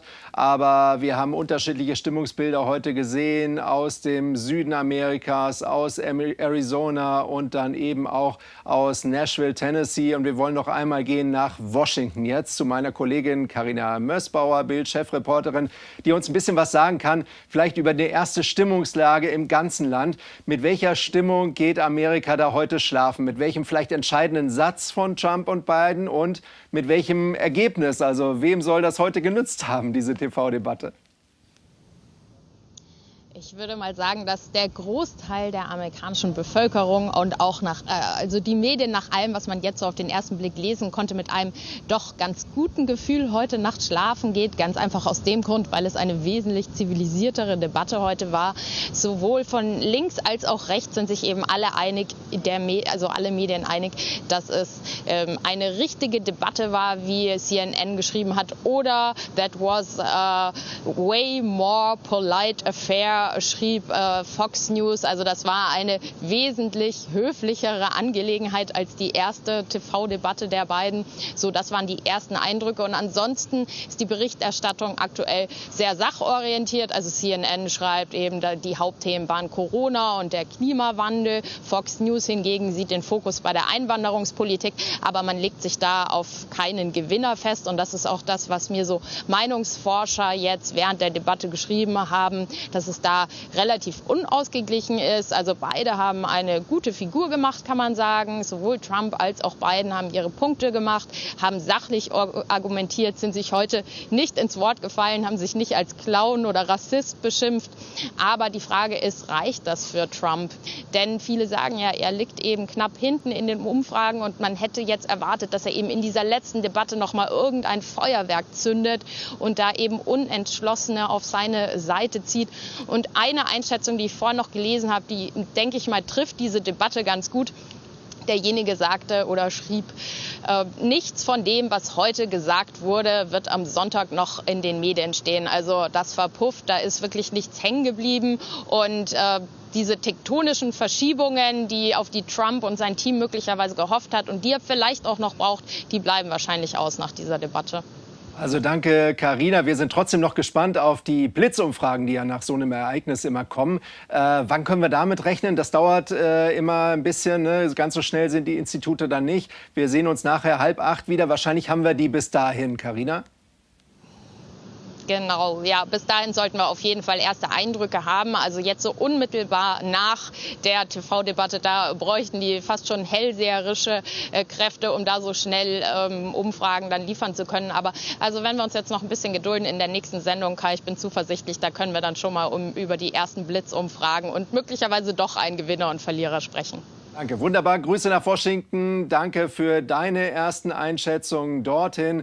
Wie gesagt, wir sehen uns wieder um 7:30, dann mit einer nächsten BILD-Live-Sendung zu diesem Duell, werden Ihnen das ganze TV-Duell, diese Redeschlacht, auch noch mal in voller Länge zeigen mit deutscher Übersetzung und Sie anschließend dann noch mal weiter analysieren und diskutieren mit tollen Gästen, unter anderem dem SPD-Generalsekretär Lars Klingbeil und mit Cem Özdemir, dem ehemaligen grünen Chef, sowie dem FDP-Außenexperten Alexander Graf Lambsdorff. Also tolle Gäste hier weiterhin bei BILD Live. Das TV-Duell zwischen US-Präsident Donald Trump und seinem demokratischen Herausforderer Joe Biden, das wird uns hier den ganzen Tag natürlich begleiten. Wir nehmen mit in unseren deutschen Morgen, dass das ein höfliches Duell, überraschend höfliches Duell war, ein richtiges Duell, in dem es wirklich um Inhalte ging und in dem es vor allen Dingen ganz, ganz leidenschaftlich um das Thema Corona geht und in dem der US-Präsident ganz, ganz eindringlich vor einem neuen Shutdown warnte und sagte, wenn wir die Nation noch einmal so sehr runterfahren, dann wird von dieser Nation irgendwann nicht mehr viel übrig bleiben. Und Biden, der eben massiv dagegen hält und davon spricht, dass das alles Trumps Tote sind in diesem Wahlkampf, wenn er weiter diese Corona-Politik, wie er sagt, fährt und eben nicht auf Maske und weitere Shutdowns setzt. Das nehmen wir mit aus diesem Duell. Bis später, 7:30 sind wir wieder für Sie da. Bis dahin.